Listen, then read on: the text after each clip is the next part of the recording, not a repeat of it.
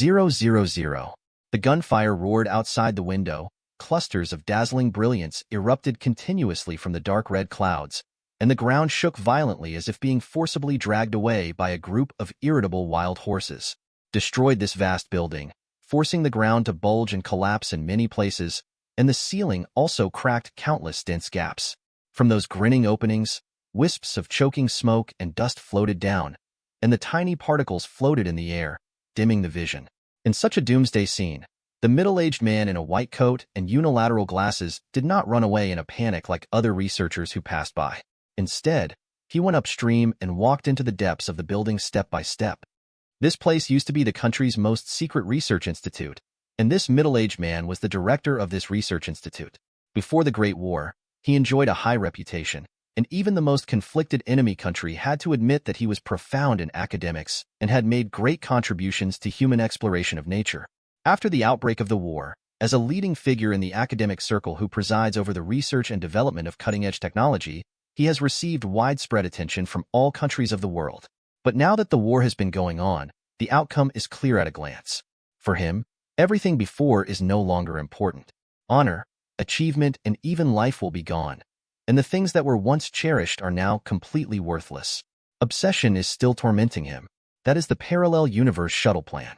Long before the Great War, astronomers have discovered traces of the universe being pushed by other universes through the background pattern of cosmic microwave radiation, and there are huge, large cold spots in the signal, which are completely empty, without any normal matter or dark matter, and there is no radiation signal, which means that there are infinitely many universes beyond the universe in which human beings live, and it is precisely because of the dragging effect of other universes that the radiation in the universe is unevenly distributed. Later, the radiation data observed by the Planck telescope also confirmed that the real universe may be one of countless universes, and the precise CMB image drawn by it opened a door to another time and space for scientists. These findings provide a convincing scientific basis for the plan. With sufficient theoretical support, this fanatical fantasy that sprouted in the dean's youth was inspired by many science fiction movies and novels in his youth, and has been leading the biggest pursuit of his research career in his later life. Today finally reached the last step. A brand new future is right in front of him, and he can't wait to unveil that mysterious veil with his own hands and witness the emergence of a strange and fresh world. This kind of desire is so strong. It is like a sharp iron bar that is roasted red, piercing from Yuexiong's mouth all the way to the heart, burning his blood boiling. Facing such an important moment, how could he care about things outside his body? Ignoring the gravel falling from his head and slapping the loose dirt on his shoulders, the dean stepped on the corpse lying on the ground, calmly completed the deciphering procedures one after another, opened the sealed security doors one after another, until he stepped into the core area of the institute. You are late. The lab that used to be busy in the past is now empty. Behind the triple wall, only 4 or 5 researchers with focused expressions are still sticking to their posts on the experimental bench below. In these overcrowded command rooms, an old military officer standing upright turning around, he greeted the dean who had just entered in a flat tone. I'm going to get this.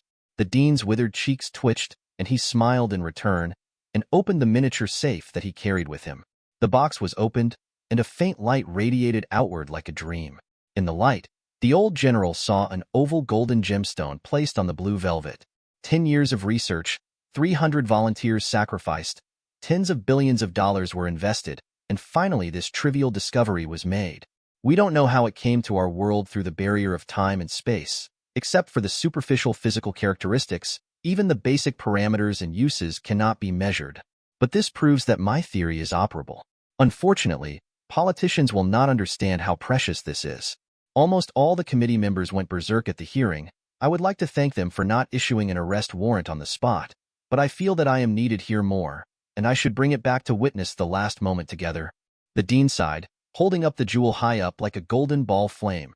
The researchers on the operating table in the distance noticed his movements and stopped working one after another, looking over with almost obsessive eyes. Then what are you waiting for? Do as you want. The old general's answer was short and powerful. After receiving the order, the researchers below quickly entered the state, wandered around like a robot driven by a program, and adjusted the equipment to the best state nervously and orderly. The bottom floor was opened, the central console slowly rose, and countless lights of different colors flickered on the cold platform. Hundreds of wires of different thicknesses extended from the outside to the inside until they entered the transparent training cabin and passed through the cabin, and thick, colorless liquid disappeared into the body of a sleeping young man with his eyes closed. The golden gem was put into the cultivation cabin and placed at the mouth of the experimental body S.H.I.E.L.D. It would accompany the new owner back to his hometown on the other side. The body surface detection procedure is completed, and the target's physical condition is normal. Backup energy connection. The force field remains stable and activated. Entering the particle resonance stage, the temperature of the cultivation cabin rises. The researchers are busy, sending out reports nonstop, and now there is a shortage of manpower, and they have to use one person as 3 or 4 people to ensure that they can complete their daily work. Fortunately, everything is going well, as a perfect reproduction of hundreds of previous operations. Under their control, the core platform with a radius of 5 square meters rose independently, and thick, special glass walls fell layer by layer to seal the space, and the gas inside was forcibly drawn out to form an external vacuum zone. The circular metal dome is aligned to the center by layers of giant robotic arms. The smooth mirror surface gradually glows and heats up, casting beams of scorching radiation on the suspended platform. The light is dazzling, and the flickering ripples spread. I've seen a movie. The dean took a step back, staring at the halo, half explaining and half talking to himself. The dying and disabled soldier was secretly put into the experiment and entered the decedent's memory with the help of brainwave decoding, and searched for clues to the case in the shuttle again and again. In the end, he not only changed the dimension of reality, but also created another reality. The dimension of the most primitive reality. A train that exists in memory with a lifespan of only 8 minutes is imagined as the x-axis, and a parallel universe with the y-axis is created. If I remember correctly, it seems that the name of the movie is Source Code. The old general was expressionless. That's it. The dean was a little surprised, as if meeting someone of the same kind. It has a very profound impact on me. Although it is unrealistic to travel like in the movie, time travel originally does not violate the laws of physics. According to the general theory of relativity, when space-time distortion reaches a certain level, different space-time regions will be connected to form a closed time-like curve. Travelers on the curve can repeatedly visit a certain point in time and space, but this point is no longer a shorter memory that only exists in 8 minutes, but a time and space constructed out of thin air based on fantasy, a movie from a movie. A parallel world that is derived from it and watched by billions of viewers to form a spiritual resonance. Marvel Movie Universe. The old general murmured, perhaps only the virtual world filmed by the enemy country, divided into 5 stages before and after, and deduced 50 related movies in 30 years, can carry the fantasy of scientists and human beings. The future of. Now that the war has been fought, the whole world is on the verge of extinction. Agriculture, minerals, and the ecological environment have all collapsed. A thick layer of nuclear dust in the sky blocks the warm sunlight from the clouds, and the unprotected survivors can only succumb to the ground lingering in the fortifications. Only a few times a year can see the pale face of the sun. And such a cruel world will continue for hundreds of years. Regardless of whether the high-level leaders of the participating countries regret it or not, the reality cannot be changed. Maybe that's why he still supports the mad scientist going, only the most delusional can save the world. For a moment, he was a little absent-minded, but the dean's words continued. His voice became louder and his tone became more and more passionate. But the old general could no longer hear what the gentleman was saying. Under his gaze, the golden radiance continued to expand, and the light cluster was like a substance under the pressure of the force field, beating from slow to fast like a living heart, and finally broke out of control like a torrent. The fiery light swept across the laboratory with an indescribably high temperature. All protective measures lost their effect. Metal and glass collapsed like flimsy pieces of paper. The walls of the buildings were reduced to ashes one after another, and the power leaked from the crazy eruption formed a huge, deep pit on the surface of the ground. The violent energy storm swept across the earth, attracting the nuclear dust floating in the sky, forming a vast expanse. The eye of the storm, even spy satellites far away in space, can observe this amazing change. But the energy tide that erupted so far has not subsided. The orange-red fire pillar erupted from the ground and shot straight into the sky. The military flight devices flying in midair were swept away by the aftermath of it and turned into a rain of fire in the night sky. The air wave rolled, and then there was a loud bang, and half of the sky was illuminated by a round of red sun. No one knows the center of the red sun. A man disappeared from the distorted deep force field. 001. Ross Byrne, male, 18 years old, grew up in the Forest Hills community of Queens, New York, and is currently studying at the nearby public school Midtown High School. He is listed as the youngest in the school along with Eugene Thompson, the star of the school's football team. One of the two well-known boys, he is deeply awed by other students for his superb skills and violent temper. At 10 o'clock in the morning, the sun was shining brightly. At this time before, Ross had already slipped out of the classroom and went to the roof of the building to enjoy the atmosphere of freedom. Anyway, public school discipline is not strict, and the teachers would always turn a blind eye to him to avoid trouble. But today, Mr. Ross was in a dull mood. Uncharacteristically, he sat on the chair obediently, staring at the teacher on the podium in a daze. "Did you hear that Thompson on the football team got a lesson yesterday?" Someone whispered in front of him. Ross pricked up his ears sensitively. I know, it's Peter Parker."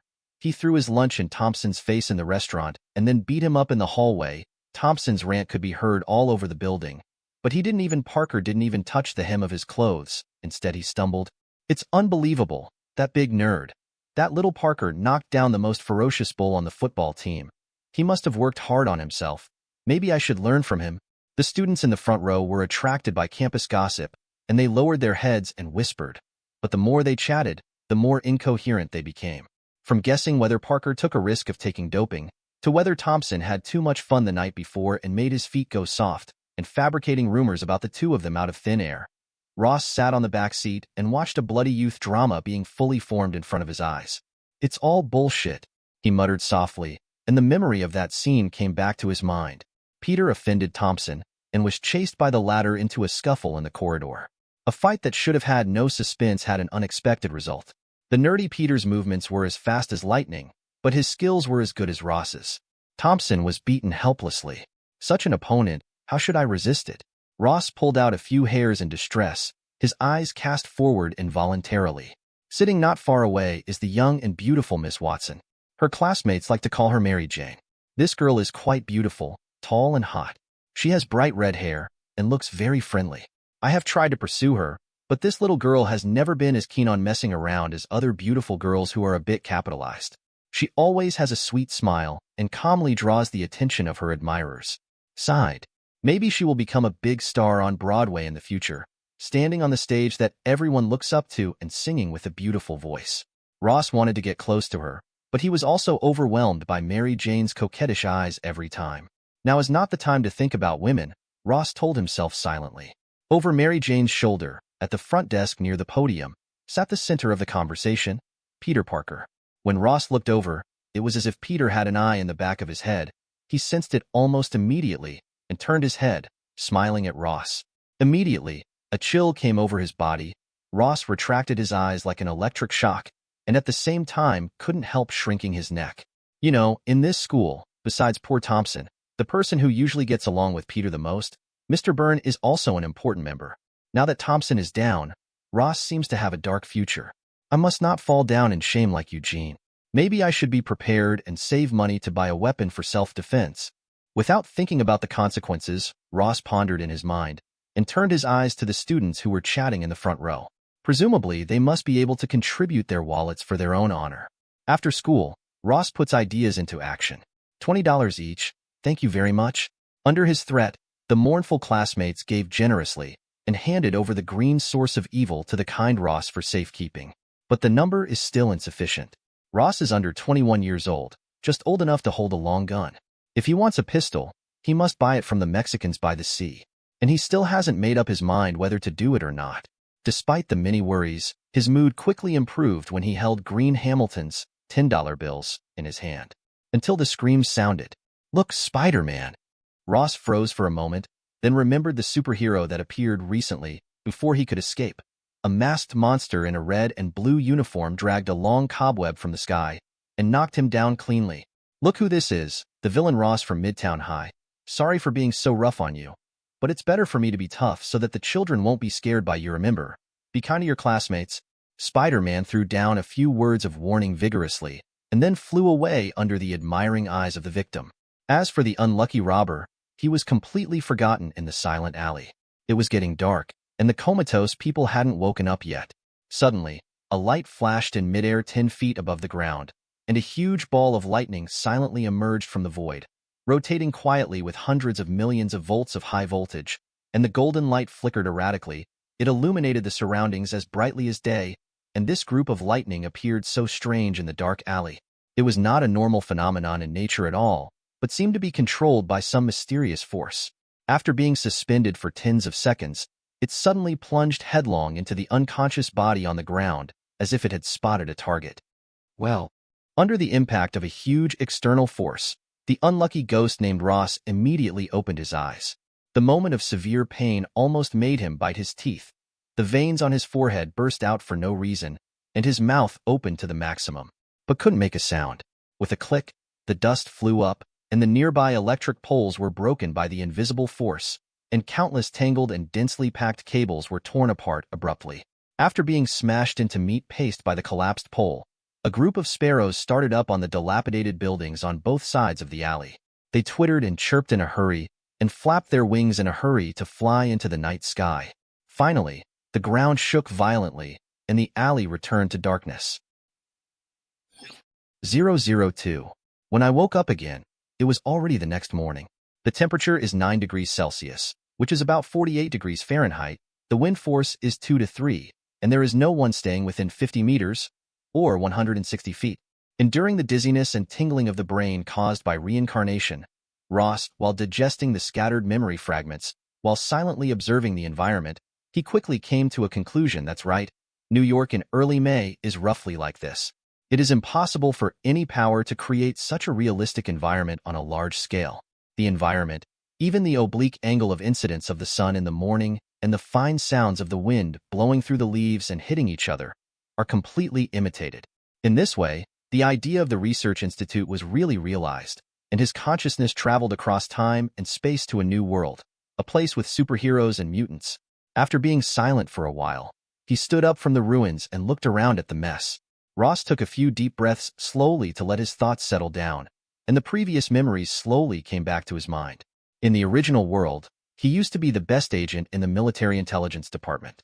He not only possessed top-notch professionalism, but also had extremely high attainments in technology and art. With such excellent abilities, he traveled around the world for many years. In the social circle, sometimes appearing and sometimes disappearing, one person acts as a person with different identities, creates an extremely complicated network of relationships, and independently completes various difficult tasks assigned by superiors. Those days were really thrilling, like standing on the abyss all the time, dancing on the slender steel wires that are hard to distinguish with the naked eye. In the cruel working environment, many colleagues fell down, but he gradually stood out and became the unknown superstar most hated by insiders in the dark, spying, killing, buying, and coercing, things that ordinary people avoid and fear. No one ever knew his real face. It seems to be a very interesting life to live like this day by day, but it is a pity that the war destroyed everything, including the stage he relied on to perform. Fortunately, the last research project he participated in was successful, and he was able to enter a new universe. A universe of wonder, power, and opportunity with endless possibilities. Now he's a kite that's unleashed, and no one can control it anymore. There was a strange light in Ross's eyes. He lowered his head, took a deep breath, and then let it out slowly. After repeated several times, he finally left the alley where he came. Midtown High School is not far away, just across the street. Good morning. Hello. Students in 2s and 3s often greet each other on the road. Most of the young people come by themselves. Definitely there are occasional exceptions. The rich and wealthy will drive their children to the main gate of the school in expensive luxury cars. However, such things are very rare. After all, Midtown is just an ordinary public high school with limited teaching staff and often faces the dilemma of insufficient financial allocation. Rich people are usually more willing to send their children to private schools with good conditions for education. The handsome and shy Harry Osborn is the exception. The former Ross once speculated privately that maybe this classmate spent his youth in this ordinary school in order to find self-confidence. This kind of speculation is not too much, because Harry's ability is not outstanding, and his popularity is not very good. The only friend in school seems to be Peter Parker, the nerd incarnation of Spider-Man. Now the beautiful Miss Mary Jane may also be considered one, but that depends on whether the high hormones of young people fade. Little Mr. Osborn was saying goodbye to his venerable father when Ross came up the front steps, and behind him Peter put his hands in his trouser pockets and watched Ross approaching sideways. Be nice to your classmates. Facing Peter's calm and slightly provocative gaze, Ross seemed to hear the high-spirited warning that was left in the alley yesterday, but he regarded it as a secret to Peter's hidden identity. Knowing nothing, he passed the two of them with a warm smile. The current Spider-Man is still just a young boy, and he has not learned the lesson of his uncle's tragic death. Except for Superman's first-class strength, he is immature in all aspects, which is not worth mentioning at all. Thinking so, Ross strolled into the campus. The Queensboro, where the school is located, is the largest of the 5 boroughs in New York. It has always been known for its diverse population. The proportion of students is no exception. Whites account for only half of them. Blacks and yellow-skinned Asians can be seen everywhere on the campus. There are also a lot of mixed-race South Americans, and there are energetic young people in the corridors, by the ponds, and in the sugar maple trees that have just bloomed with yellow-green flowers. "Hi, Ross." When approaching the teaching building, someone finally greeted Ross. There was no way. This guy was really impulsive and withdrawn before. "Good morning, Mary Jane." At this moment, Ross definitely no longer looked like he was going to die. He stopped and gave the girl who was walking towards him a crisp high five. "You are so beautiful today." He admired and walked up and down the girl with admiring eyes. Mary Jane Watson has natural red hair and an impressive face. Her sweetness is special, with a kind of girly mixed with boyish playfulness.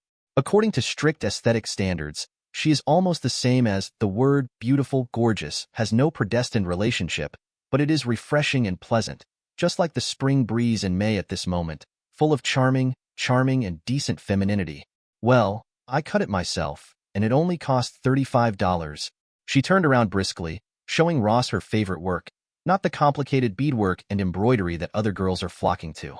The golden fish scale dress, but the simple decoration and smooth style, borrowed from the classic style of the Abercrombie long biffish brand, which is quite popular among young people.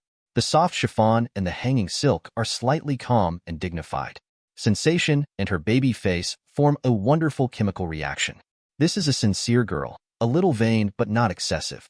Ross was not hesitant to praise, but also feasted his eyes, admiring the tall and graceful youthful body under the sun, and didn't stop until the girl was embarrassed by the praise. "I heard that you met Spider-Man yesterday?" Mary Jane asked in a low voice, walking side by side to the classroom. It was a sad question, and Ross couldn't help raising his eyebrows. Maybe it's because he never troubles girls, but Mr. Byrne, who is notorious among boys, has a good relationship with classmates of the opposite S**X, especially with Mary Jane, who has a bright personality. Now, she probably heard about himself from yesterday's client It's an Idol's gossip, so I went to Ross to verify it. "That's right, I was beaten up by him," Ross simply admitted generously. "My neck hurt all night, and I didn't even change my clothes in the morning, but setbacks make people grow. Thanks to Spider-Man for teaching me. It reminded me of many things in the past, my father, mother, and their love for me. I'm looking forward to it, and I'm starting to try to change to a healthy lifestyle." He spoke half-truths, but Mary Jane believed them to be true. "No wonder you look different, thanks to Spider-Man. It's really great." She opened her eyes wide, patted her chest with joy. Her plump curves immediately undulated, and she was about to encourage Ross a few more times. Suddenly, there was a commotion from the crowd behind. "Parker, don't try to escape today." With a loud roar, Eugene Thompson, the man of the football team and the former school bully, rushed after Peter. "Get out of the way! Get out of the way!" No one wanted to stop the Mad Bull. Before those two people came over, the people beside them had already dodged. Taking advantage of this momentum, Ross grabbed Mary Jane's shoulders and sideways protected her behind. This action fell into the eyes of Peter, who was playing Thompson like a monkey, and immediately made him freeze for a moment as if struck by lightning. This time Thompson finally seized the opportunity and ran towards him with all his strength. "Wow! My breakfast!" Caught off guard, Peter was pushed out by a huge force, and he got into the arms of a certain fat black female classmate, buried his whole face in her turbulent chest, and at the same time, the waving arm accidentally flew off a full cup of cereal. In midair, the fragrant breakfast splashed out, moving on the retina of the onlookers like slowed-down slow motion. People held their breath, watching it fly to Mary Jane not far away. She carefully cut out the new clothes seemed to be the ultimate goal. Peter struggled to get away from the pile of fat, and just turned his head to realize this. He stretched out his hand, and when hesitation wanted to reveal his identity and use cobweb, a person saved his secret, and that person stood up to block Mary in front of Jane. He used his back to protect the innocent girl. It turned out to be Ross. "Great job!" The students shouted in amazement, Some clapped vigorously, and others whistled presumptuously. In most people's eyes, it's incredible that the villain Ross can be such a gentleman. It even included Mary Jane, who, in her own opinion, had a less than self-sacrificing friendship with Ross. "Thank God, I'm glad you're fine." Ross smiled while holding her slender waist. The girl's elastic and flexible body fell back involuntarily. The picture of the nurse hugging, if it wasn't for the hot porridge on his back reminding him, Mr. Byrne would love to take the opportunity to go further, and something happened. "Thank you, Ross. I'll treat you to coffee when you're free." After being helped up, Mary Jane straightened her hair, then smiled at him, and asked for Ross's coat by the way, and brought it to him after it was washed. Ross didn't refuse. He took it off generously and handed it over. His movements were smooth and natural, and Mary Jane couldn't help but look at him again. Although they had been classmates for several years, it seemed that she hadn't discovered Ross until today. A rather handsome young man, too, with eyes so deep that they seemed to draw someone's soul into them. Mary Jane froze for a moment. Her cheeks suddenly became hot, and she realized sensitively that Ross was no longer the guy she knew before. Her heartbeat quickened for a moment, and the girl walked into the classroom nonchalantly, holding the boy's clothes. At the moment, the class bell rang, and Ross walked in with his classmates amidst the cheerful music of Whistle and the Puppy. When he was about to enter the door, he glanced back. Thompson had succeeded in revenge and left with 2 harsh words. Peter, the other party involved, was still sitting on the ground and staring at him blankly. Beside Peter, Harriet Osborn was struggling to get his friend up. "Hello, Spider-Man." Ross blinked, put his index and middle fingers together, and swiped hard in front of his eyebrows. "Goodbye." 003. In the empty mansion, Ross was sweating profusely alone. In the blink of an eye, more than a month has passed since he came to this world. During this period of time, he successfully played the role of a prodigal son. Although he didn't study very hard, he at least maintained the appearance of a normal student on the surface classes at 8 o'clock in the morning, lunch at 12 o'clock, running between different classrooms until the end of school at 2:30 in the afternoon, and returning home after half an hour of activities on campus. As for what he did after leaving the campus, whether he was carrying out some ulterior secret work or arduous gymnastics cultivation, it will not be known to outsiders. In short, for him, this kind of life is both familiar and interesting. Originally thought that he would never have the chance to enjoy such a good time again, but the goddess of fate obviously played a joke on him, to be able to come back again. And in this magical world with infinite possibilities, we must live a more exciting life than the previous one. Ross secretly made up his mind. While he was sweating in his stretch vest on homemade gym equipment, the home phone rang, and the caller ID was from Illinois. "Yes, Mom, everything is normal here, Gregory and Sky. How are you?" "Greet them for me." Picking up the phone, Ross chatted unhurriedly with the mother of this body, Janet God. In his memory, the Byrne family used to be a happy family, but when Ross was very young, his father was implicated in a major mistake at work. Byrne was sent to prison for a heavy sentence. The unsatisfactory life forced Janet to remarry a farmer named Sutter. Since then, she settled in the Midwest and adopted a daughter, while Ross was raised by her grandparents until the 2 old people died one after another, and the mother contacts became frequent again. These are the painful memories that Ross hides in his heart. Now that he has digested all the memory fragments, he has opened up to him all the past life without reservation. With a little superb disguise skills, even if the other end is the biological mother who is connected by blood, and did not find any abnormalities, only happy for his changes. While chatting, he was fiddling with the recently collected experimental materials on the table. These were easy for him.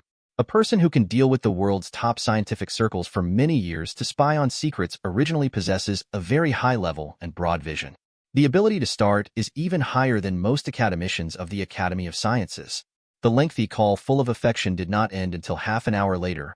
Ross put down the receiver, looked at the time, did not exercise again, but carefully put on latex gloves, and took out a colorful dog from a cage piled up on the table. The big spider clamped its showing nail from the side with energized tweezers, stimulated the secretion of the venom gland at the junction of the front edge of the eye area and the chelicera base, then gently stabbed a glass capillary into it and watched a small amount of transparent venom flow smoothly, flow down the tube, and finally pour into the prepared glassware.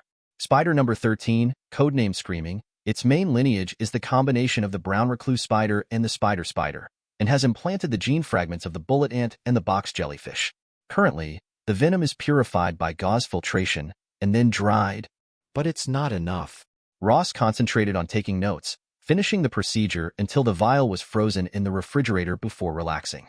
The harvest is great, but if you want to go further, you must find funds to buy professional equipment, at least centrifuges, freeze-drying equipment, large microscopes, and a good experimental environment, and more human resources. I hope my partner can bring me all this as soon as possible, he thought quietly, looking at a lonely one-armed middle-aged man who appeared on the monitor. Ross, here. In the coffee shop on the side of the street, the young and beautiful Mary Jane stood up with a smile and waved to the boy who just came in. Recently, their relationship has become better and better. In the girl's heart, Ross's status unconsciously surpassed that of the younger man. Kim's Harry and childhood sweetheart Peter. What do you want? I'll treat you. The girl smiled like a flower. A latte, thank you. After dismissing the waiter, Ross met the curious eyes on the other side. You've changed a lot recently, and I'm almost no longer able to recognize you. Mary Jane stirred the espresso and milk in the cup with a spoon, and sighed at the same time. Could it be that the plaid shirt on me is too old? Maybe I bought it 2 years ago. Ross made a joke, which made the girl punch a few times, and then spoke seriously. I think it's because of adulthood. You may not know my family. Ross sipped his coffee and told about his own situation. He spoke very skillfully, and with a few casual words, he outlined the image of a young man who was unlucky in his early years, rebellious in his youth, and later worked hard to improve himself. Sad for his childhood, but also happy for the recent changes. I didn't expect the relationship between you and Peter to be like this. No wonder you have been at odds. Mary Jane was stunned. In Ross's memory, the parents of Peter Parker, who became Spider-Man, both worked in Osborn Industry, and the old Byrne was their co-supervisor. An accident more than 10 years ago, the Parker couple destroyed the research results of the Osborn group, and in the end, Peter's parents disappeared, and Ross' father unfortunately became their scapegoat to bear the anger from shareholders. This is why Ross often troubled Peter in the past. But it is different now. Peter has become Spider-Man, and he has replaced the original Ross. The two may still meet in the future, but it will never be for the past grievances. The two chatted casually like this, talking about you and me, until they were interrupted by breaking news on the TV in the coffee shop. Here is the CBS emergency news. Reporter Christina is broadcasting for you. Following the mysterious disappearance of 15 super spiders at the Columbia University Research Center, another major case occurred in Midtown Manhattan. Behind me is the attacked Citibank. 5 minutes ago, a strange man wearing red protective gear and an iron helmet rushed into the lobby, forcibly broke open the vault and snatched the gold stored there. About 7 security guards were injured, and more than 40 customers and bank staff trapped. A number of policemen shot at him, but it didn't have any effect. Anti-riot experts confirmed that the opponent was mutant, and SWAT has been dispatched now. Through the screen, everyone in the coffee shop could feel the panic at the scene. The police could only hide behind the car and fired repeatedly, but the strong man carrying the money bag didn't even look at it. A group of people turned upside down. In the face of villains with super abilities, ordinary people are simply unable to fight. God, it's so cruel. This world is getting more and more dangerous. Damn mutant. Why doesn't the federal government deport these dangerous elements? Another car was hit. I swear it's not the first time I've seen this guy rob a bank. No one can stop him. Who can stand against these mutant villains? Spider-Man? Don't be naive. Maybe Spider-Man is also a mutant. No one knows his evil deeds for the time being. The army should be dispatched to arrest all these guys and study what strange disease they have to become ferocious like mad dogs. There was a lot of discussion in the coffee shop, and the waiters and customers were shocked by the scene on the TV. The reporter was broadcasting nervously in front of the shaking camera with tears in his voice. The wounded of S.H.I.E.L.D. Seeing this Shura battlefield-like scene happening in their own city, many citizens hated Mutant deeply. Spider-Man isn't a bad guy, is he? He must not know what's going on here. Mary Jane tried to defend the idol, but no one listened to her. Definitely, you're right. He just doesn't know. Ross responded softly, took the opportunity to sit opposite, and tightly held Mary Jane's cool little hand under the table, while slowly savoring the bitter sweetness in the cup. A slight smile appeared on the corner of his mouth. 004. Everyone who knows something about society should know that New York is not always as glamorous as it looks, and there are always bigger shadows buried under the bustling. Bad law and order, promiscuous street girls, vendors selling dubious drugs, graffiti art all over the place. All the above messy and dirty things are poured into the furnace and mixed together to form the notorious Harlem district. In the eyes of many New Yorkers, This is synonymous with poverty, homelessness, and black people, but in fact it is roughly the same. When you leave the subway and walk into it, you will soon see the specialties here. Crowds of homeless people, addicted smokers, residents who love weapons. If the black people on the street suddenly yell at you, please don't mind. Maybe they are just expressing kindness and friendship to you in their own way. Affection. In this sinful place, many well-known villains have been bred. Among them, Mr. Bloom is called the Son of Chaos. Instead, enjoy the honor of his status at the moment. In the past, this time is always when Bloom and his confidants patrol the territory, but today he gave up this hobby, but brought a large number of gunmen in a pawn shop in a remote neighborhood, wearing red leather armor and wearing iron helmets. Weirdos at war. Don't be afraid. This guy has already taken anesthesia, and the effect will take effect soon. Stay where he is and don't run away until he collapses. The gang leader exposed half of his body, waving a pistol to threaten the retreating young man Hay, shouting hoarsely. This mutant B************** D is the one wanted by the higher authorities. If he is allowed to escape, I will definitely put you all in concrete jars and throw them into the Atlantic Ocean before Mr. Gene Bin's pets tear me up and eat me. Listen to me.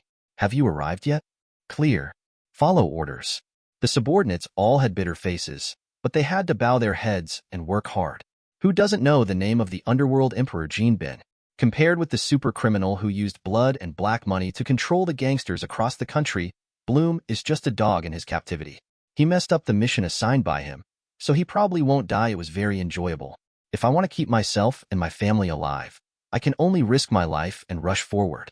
The huge roar roared like a thunderbolt over everyone's heads, and the gunshots like roasted beans couldn't cover up the screams of human beings. The gunmen watched as the walls and cars appeared like a wall in front of that unusually burly monster. Broken like a piece of paper, this kind of fear almost makes people crazy. Fortunately, the gangsters made sufficient preparations in advance and received unexpected assistance. Therefore, after paying a heavy price, the huge figure finally collapsed, falling heavily on the ground and sleeping soundly. Rise. With lingering fear, Bloom stepped over a pool of bloody corpses, commanded his men to push the special container nearby, and then lifted his heavy body into it for restraint. After all the work was done, he was in the mood to wipe off the sweat on his face, sneaked into a nearby intact house and secretly made a phone call. Mr. Phil Coulson, this is Bloom from Harlem, he whispered, and then a gentle male voice rang from the other end of the phone. Hello, Bloom. Can you call me now? It seems that the plan has been successful. Is the adamantium bullet useful? The man asked, and there was an inexplicable affinity in his voice, which made people feel cordial and voluntarily amiable. It's very effective. Without it, we'd be doomed. Definitely, there's also those medicines in the food. Fortunately, Juggernaut only remembers to eat without suspicion and eats them all in his stomach. You know, he's an idiot. Reserved in front of people. Bloom was incoherent at the moment and replied with great gratitude. It's really stupid, but it's also an extremely powerful idiot. Even if these anesthetics are diluted multiple times, they are enough to overwhelm a group of elephants. They were originally prepared for another big green guy, and now it seems that the effect is good. The voice slightly somewhat delighted, Bloom took the opportunity to inquire. Now that Juggernaut has been locked in the restraint cabin, where is Mr. Gene Bin? We will negotiate with him. Now you'd better stay where you are. A car will pick you up in 10 minutes, and then everything will proceed according to our deal. Putting down the phone, the gang boss was relieved. No matter how conceited he is in his own territory, compared to these real big shots and powerful institutions, he is still just a bug in front of the Titan, without any resistance. All he can do is to carefully maintain the relationship between all parties and avoid offending any party. Fortunately, this time he has dealt with it. Putting down the phone, Bloom lit a cigarette and took a few puffs. Before he could catch his breath and order his subordinates to assemble, a shadow appeared beside him silently. Who are you? The frightened Bloom was about to draw out his gun and call out. A hand cut through the space and grabbed his throat, pushing him abruptly into the shadow of the corner. His sweat-soaked back was pressed against the wall, feeling icy cold. Mr. Bloom? A strange voice sounded from under the mask, like a wave formed by some kind of resonance, completely indistinguishable from gender or age. What do you want? Bloom's question was tightly stuck in his throat. Thank you. Thank you for helping me. It saved me a lot of energy. The strange voice was soul-stirring, and amidst the deep laughter, a glimmer of light flashed before Bloom's eyes, and then there was a thick, fiery, hot liquid. The body bursts out of the embankment and rushes out from the throat. Outside the room, the gangsters knew nothing about what happened inside. They didn't even know that the boss had died. At the moment Juggernaut had woken up, the drug enough to numb a group of elephants was just for him to take a nap. It was only a few minutes, and it did not cause any damage at all. The only problem was that his hands and feet were firmly locked by special alloy restraints, like a gecko stuck in a crack in the wall, with no room for movement. If you can't move, you can't exert destructive power. As strong as Juggernaut, you can only watch a group of jokers arrogantly in front of you. "Let me out, let's fight again," he yelled, and all he got was laughter and cursing. "Go ahead and dream, I'm not a fool." Someone laughed. "He almost killed my younger brother. I'm going to find an electric drill to drill his skull." Someone threatened. "He's so muscular. I love him." "Well, this is the weird guy. Aren't you very powerful? Come and hit me. Hit me. Crush my head like crushing someone else." The last guy was jumping and screaming on the coffin-like bondage cabin, and suddenly there was a soft sound, and people saw bright red and milky white flowers blooming on his shoulders. Juggernaut was the closest, staring into bull-like eyes, watching an erratic shadow pass by above, and then a few drops of liquid splashed on his face. The taste is slightly salty. The crowd immediately exploded like ants scalded by boiling water, yet they faced an unimaginable monster, even more terrifying than the unstoppable Juggernaut. With a poof, a gunman just aimed at the trajectory of the shadow. A hole was opened between his eyebrows, and he immediately fell to the ground on his back.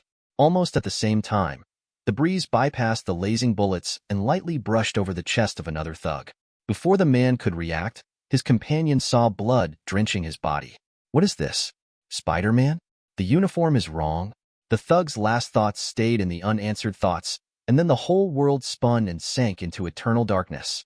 In just 1 minute, the gang's losses have far exceeded the previous assassination of Juggernaut. Now they finally know how weak they are and how lucky they were before. When the shadow finally stopped, there were not many people left in the field, and only then did they see clearly the appearance of this deadly killer. This is a strange man nearly 6 feet tall. His face is covered with an impenetrable veil, and his upper body is wearing a vest-like soft armor. Pieces of gray-black polymer armor are densely arranged like fish scales. The black armor was wrapped section by section, and 2 rows of small holes were cut right behind the leg armor. String-like silk threads stretched out from the small holes and stretched tautly, adorning it like a Greek harp. Used alone, these super-elastic silk threads are cobwebs comparable to the Spider-Man logo, but when they are skillfully combined, they have more functions, which can give the user superpower, making him gently with one leap. You can be as fast as lightning. "What's your name?" The weirdo patted Juggernaut on the shoulder sideways.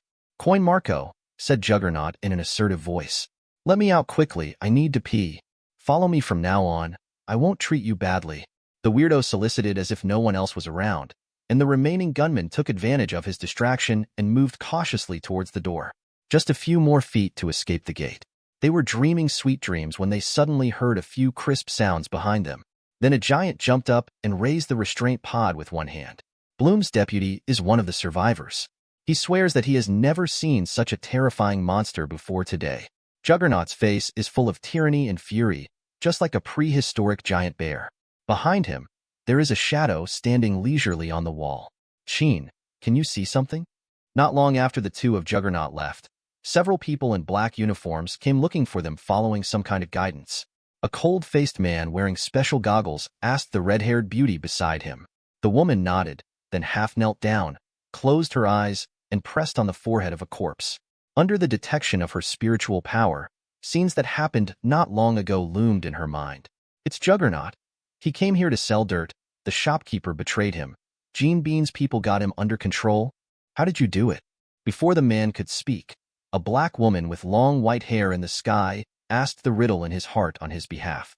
"Strong narcotics, a sonic device I've never seen before, and bullets, very strange metal bullets, which penetrated Juggernaut's skin and injected anesthesia directly into his body. Then someone rescued him, a no one left behind."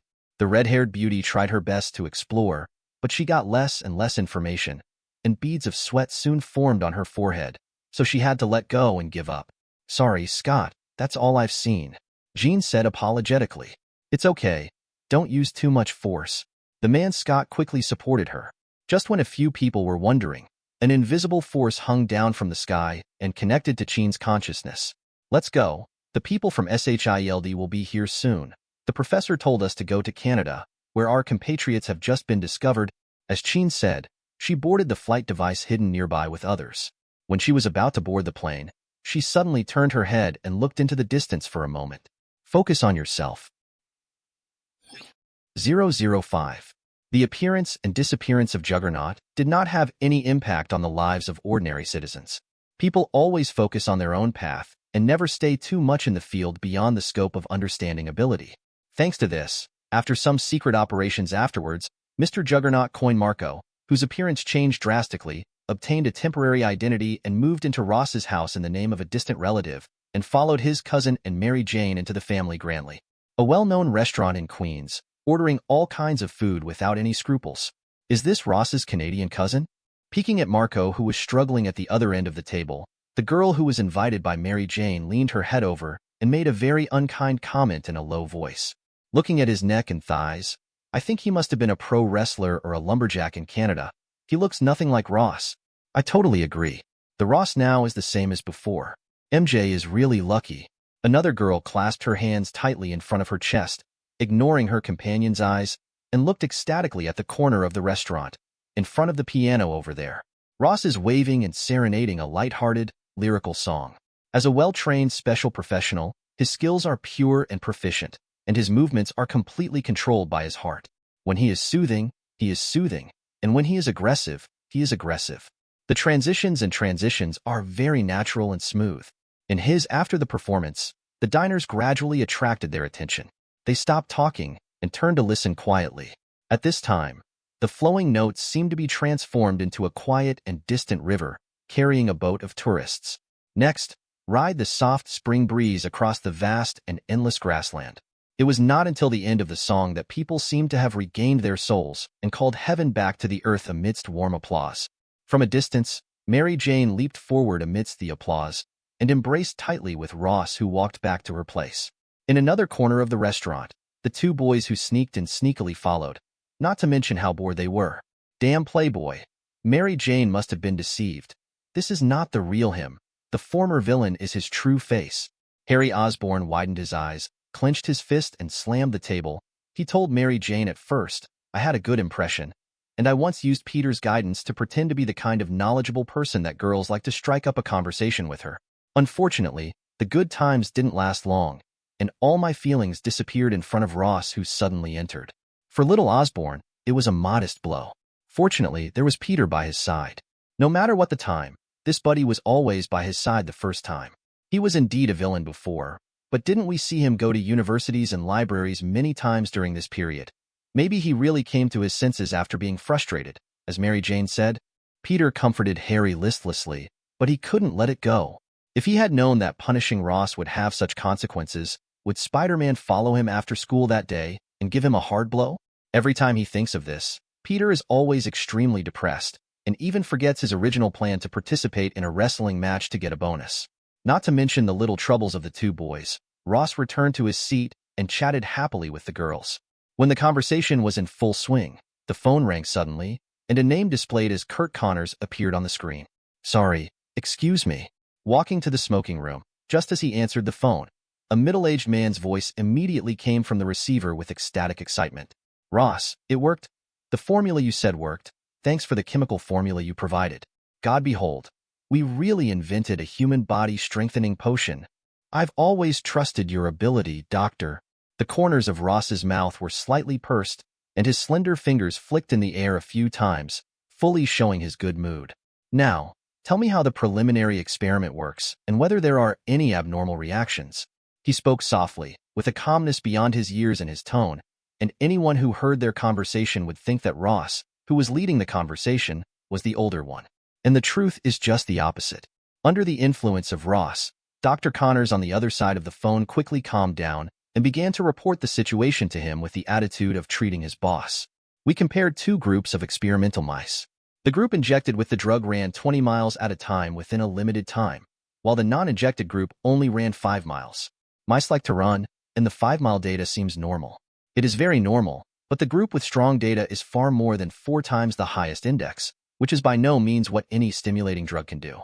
According to our tests, Some genes were found to be enhanced in a group of experimental mice for strengthening. These genes can control adenosine monophosphate-activated protein kinase, and it is the AMPK enzyme that makes the level of mitochondria in the receptor body abnormally increased, and the ability of muscles to use glucose is greatly increased. That is to say, without genetic intervention, we turned ordinary people into athletes, and it is a long-acting drug without any toxic side effects? Ross concluded for him. It's absolutely correct. It reminds me of the Captain America story my grandmother told me when I was a child. We seem to be recreating history. When he talked about his pride, Connors laughed out loud. Okay, I'll come here now, seal up all the research records and see you in the lab. Turning off the phone, Ross glanced at Harry who came in and pretended to be nonchalant, and then turned and left the room. In the original world, similar research has already produced results.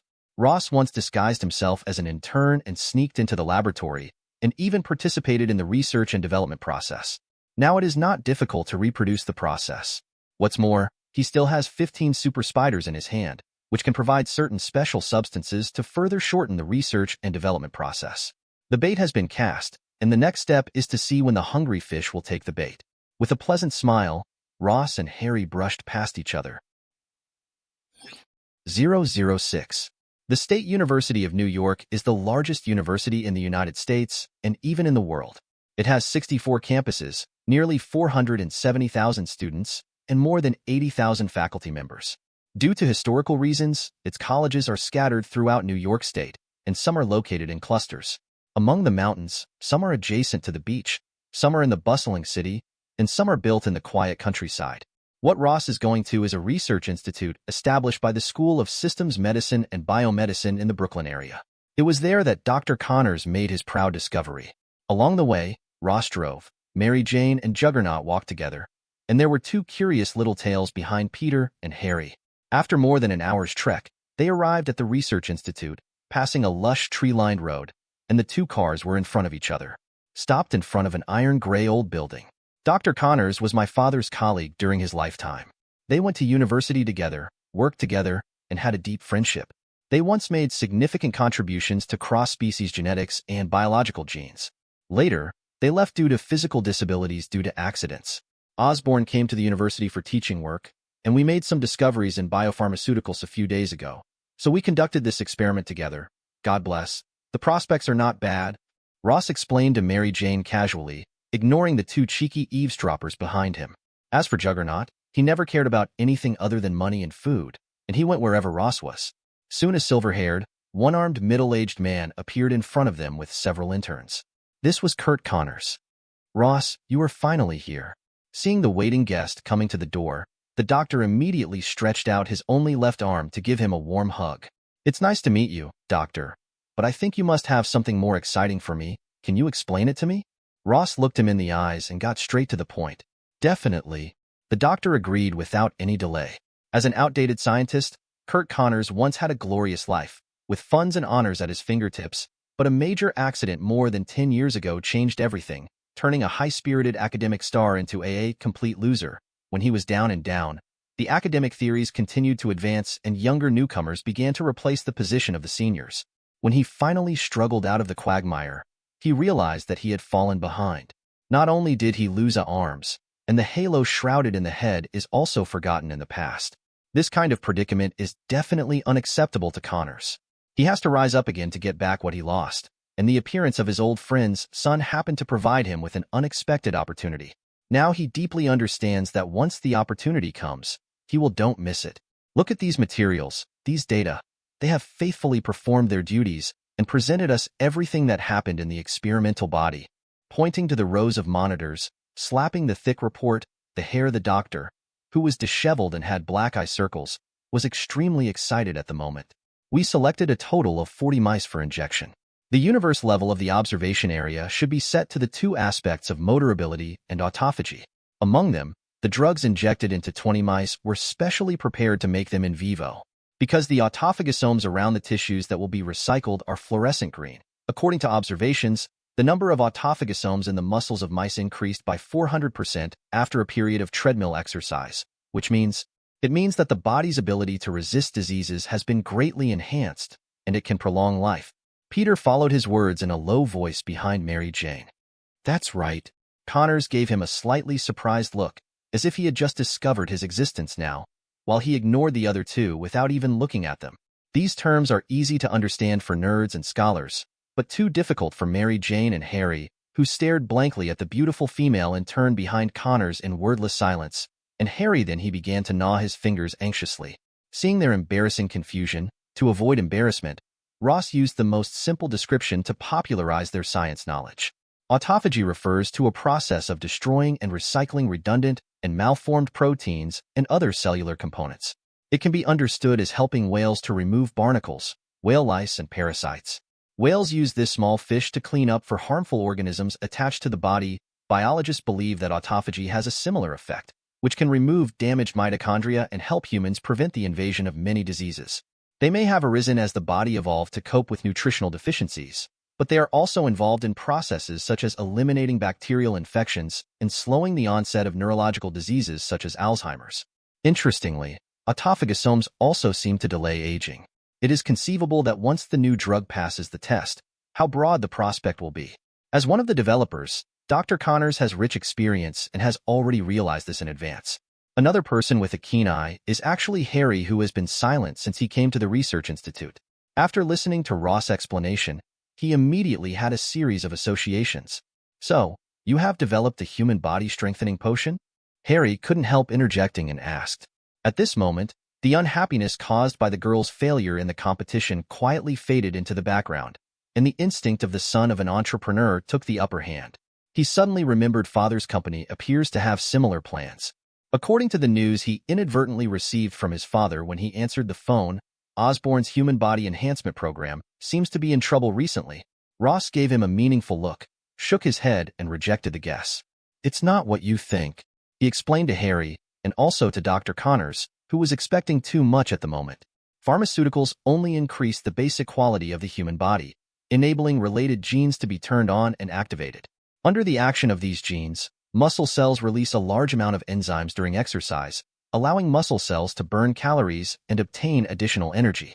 If it makes it impossible to activate the circulation mechanism in the body due to exercise, then the endurance of the receptor will still decrease, and the ability to absorb sugar in the blood will also weaken, and everything will slowly return to before the intake of medicine.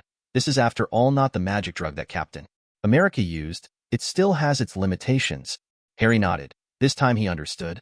This drug can help humans become stronger and healthier through exercise, but don't expect it to turn ordinary people into superheroes. Even so, it is still an epic-making invention. Think about those pharmaceutical companies with deep pockets who obtained high profits through lobbying to achieve industrial monopoly, and Harry can imagine that once Osborn owns the patent of this drug, what a rich return it can get from the market. At that time, how overjoyed his father Norman would be, proud of his son. Thinking of this, little Osborn's attitude changed fundamentally immediately, and he began to try to win over Ross, which was exactly what Ross wanted. When they were having their own ghosts, Connors looked at his empty right sleeve and sighed sadly. See you tomorrow, Ross. Remember to call me. When I returned to Queens, the sky had completely darkened. With the silver light of the moon, Mary Jane got out of the car and walked back to her yard. After walking a few steps, she turned back and sent a warm one, and make an appointment with Ross to meet the next day. This girl was interested in Ross at first, and she became more enthusiastic after seeing Ross's career progress in the Research Institute. But this is not her fault. Apart from emotional factors, it is natural for girls to yearn for a superior life, and no one can blame it, she said a word. As for why Ross has such insights, there are too many reasons: the education of his father before he went to prison, the influence of his family, and his long-term unremitting efforts. The former Ross was always a loner, and like a Puritan, he has no other bad habits. No one knows what he has done besides bullying his classmates. Now it is just to explain why Ross can achieve such achievements. He must use all his spare time and money from robbery in terms of learning and research. If the means are not really questionable, Mr. Byrne is simply an excellent example of contemporary American youth. After everything was settled, it was already past 7 o'clock in the evening when I returned to my home.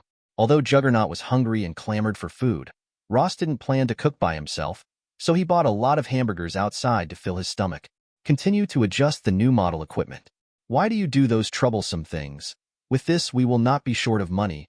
The door of the bank is always open.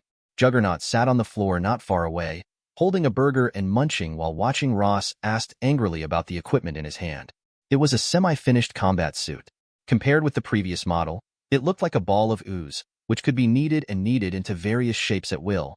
But once connected to the energy source, it could provide additional power, making Ross's actions are faster and more powerful than ever. Now Juggernaut has understood that Ross is not his kind, not the mutant that people say. His physique may be much better than ordinary people, but he is still not good enough compared to himself. Only wearing this clothes, Ross as the shadow of the elusive Wong is qualified to fight alongside him. With his simple thinking, Ross and himself can form a powerful duo, provide support to each other to make up for their shortcomings, and work together to break through all impossible fortresses and seize the wealth hidden in Jean Curry. Good question. The simple reason is that I need to go further in my path, instead of just popping out and slamming into the ceiling, Ross replied casually, staring at the ever-changing models on the screen. Ceiling? Juggernaut squinted his eyes and looked up at the skylight. The dim starlight filtered through the glass, like a drizzle falling to the ground. 007. In the headquarters building of the Osborn Industrial Park, Chairman Norman Osborn was leading a group of company executives to the product showroom through the transparent cross-floor bridge when he suddenly heard his son Harry's voice coming from behind him. Harry, what's the matter? Norman was tall and skinny, with a somewhat ferocious appearance, but his attitude seemed quite modest. When he saw the lazy Harry running towards him, he immediately looked at his son with eagle-like sharp eyes. Normally, this gentleman is willing to communicate with Harry, but today is an exception. A big client is waiting in front, and he can't stay for a long time. General Suwa, who is in charge of procurement at the Ministry of National Defense, has just taken office, and for the first time when you come to Osborn to visit, you must not neglect it. Some accidental discoveries. I think it might be helpful to the company. Harry usually had little contact with company affairs, and he didn't know that an important guest would arrive today. Running all the way over, without wiping the sweat off his forehead, he handed over a document with full expectation, which he quietly took away from the laboratory while Ross and Dr. Connors were talking. But to his disappointment, this hard work was not taken seriously. His father frowned and looked at the title and abstract of the report. He didn't even open the table of contents, so he handed it to the secretary beside him. Dad, this report is really useful. I've seen the animal tests done in the laboratory, and the results are amazing. The intense exercise made the blood rush to his head, and the young man waved his arms excitedly for fear of missing the opportunity, but his father stopped him immediately. Turning back to signal the group to leave first, Norman led Harry to the side of the flyover. Harry, I know I've put all my energy into my career and ignored your feelings all these years, but I'm also doing it for the future of our family. Your grandfather founded the first Osborn business, but a bad decision caused the company to compete. I still remember the voice of shareholder criticism and the economic crisis at home at that time. Although I was not as old as you are now at that time, I saw it in my eyes and remembered it in my heart. I don't want you to be like me again. You are also under so much pressure, so I sent you to boarding school at the age of 11. I can understand your feelings, but I don't want you to take too much responsibility at your age, Norman said earnestly. In his opinion, his son must have been deceived by some technology brokers. These examples are too common in the circle of rich young masters. There are always some despicable people who make a living by this. Based on Norman's understanding of Harry, although his son can't be called frivolous and dissolute, he has not inherited the ability to run his own business, and the indispensable qualities of shrewdness and decisiveness are still far from him. Harry, maybe he can play the role of a good son and a good husband, loyal to his friends, and not too extravagant in life. But if he wants to be in the business world and maintain a company as big as Osborn, honesty and friendship alone will not work. Norman really can't do it. He is optimistic about Harry inheriting his own business, so he has never let Harry get in touch with business matters. According to Norman's vision, he will still be in charge of Osborn for a long time to lead the company to a higher peak. If Harry has a child in the future and the next generation has the ability, it will not be too late to train his grandson with all his strength. Otherwise, just like other rich people who have no qualified heirs, it is not bad to set up a trust fund to avoid heavy taxes and make life worry-free for future generations. Time was running out, and Norman didn't listen to Harry's explanation. He hugged his son tightly, patted his back, and turned around decisively to leave. Staring blankly at his father's back disappearing into the corridor, Harry's enthusiasm when he came cooled down little by little. While the Osborn father and son were talking, the military officer corps dispatched by the Ministry of Defense had already launched an official visit to the Osborn industry, and now they are watching a bat-shaped flight device accompanied by the company's chief scientific officer. At the request of the military, we invested heavily in research and development, solved the problems of parallel gliding and gravity balance, and produced a prototype hang glider. It weighs less than 1 ton, and its front end can stretch out a blade. It also carries 12 rounds of miniature air-to-surface missiles, 5,000 rounds of miniature machine guns and ammunition, as well as lighting equipment and fire-breathing equipment. It can also detonate the target when necessary. The role of the aging scientific officer, dinging the strong wind and noise released by the glider engine, loudly explained the product to the visiting military officers of the Ministry of National Defense, but to his surprise, he did not hear a lot of praise like before. Instead, he only got a rude refusal. The newly appointed General S.H.I.E.L.D. didn't even have an interest in taking a second look at that expensive flight machine and directly put forward a new request. I've seen hang gliding, but it's the same as my predecessor. It's a thing of the past. I'm not here for this. I want to see the report of the physical enhancement program. General S.H.I.E.L.D's voice was very loud, and Norman heard his request before he even set foot in the exhibition hall. He rushed to his side to apologize for being late, but beside the general, Norman accidentally found 2 important members of the board of directors. The figure of the member, the white-haired, glasses-wearing Mr. Ba, and the bald-headed Mr. Fei in a wheelchair, are pure financial speculators who know nothing about industrial production. They have never appeared on such occasions before. It is hard to imagine that they will have anything to do with the new procurement officer. The entrepreneur's intuition made Norman immediately raise his vigilance, but General S.H.I.E.L.D's attitude made him hopeless. He had to hope that the scientific officer who had cooperated with him for many years might be able to cover up the problem vaguely.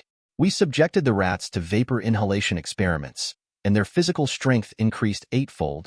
The science officer explained to the striding general, and Osborn also tried to be more specific about the positive side.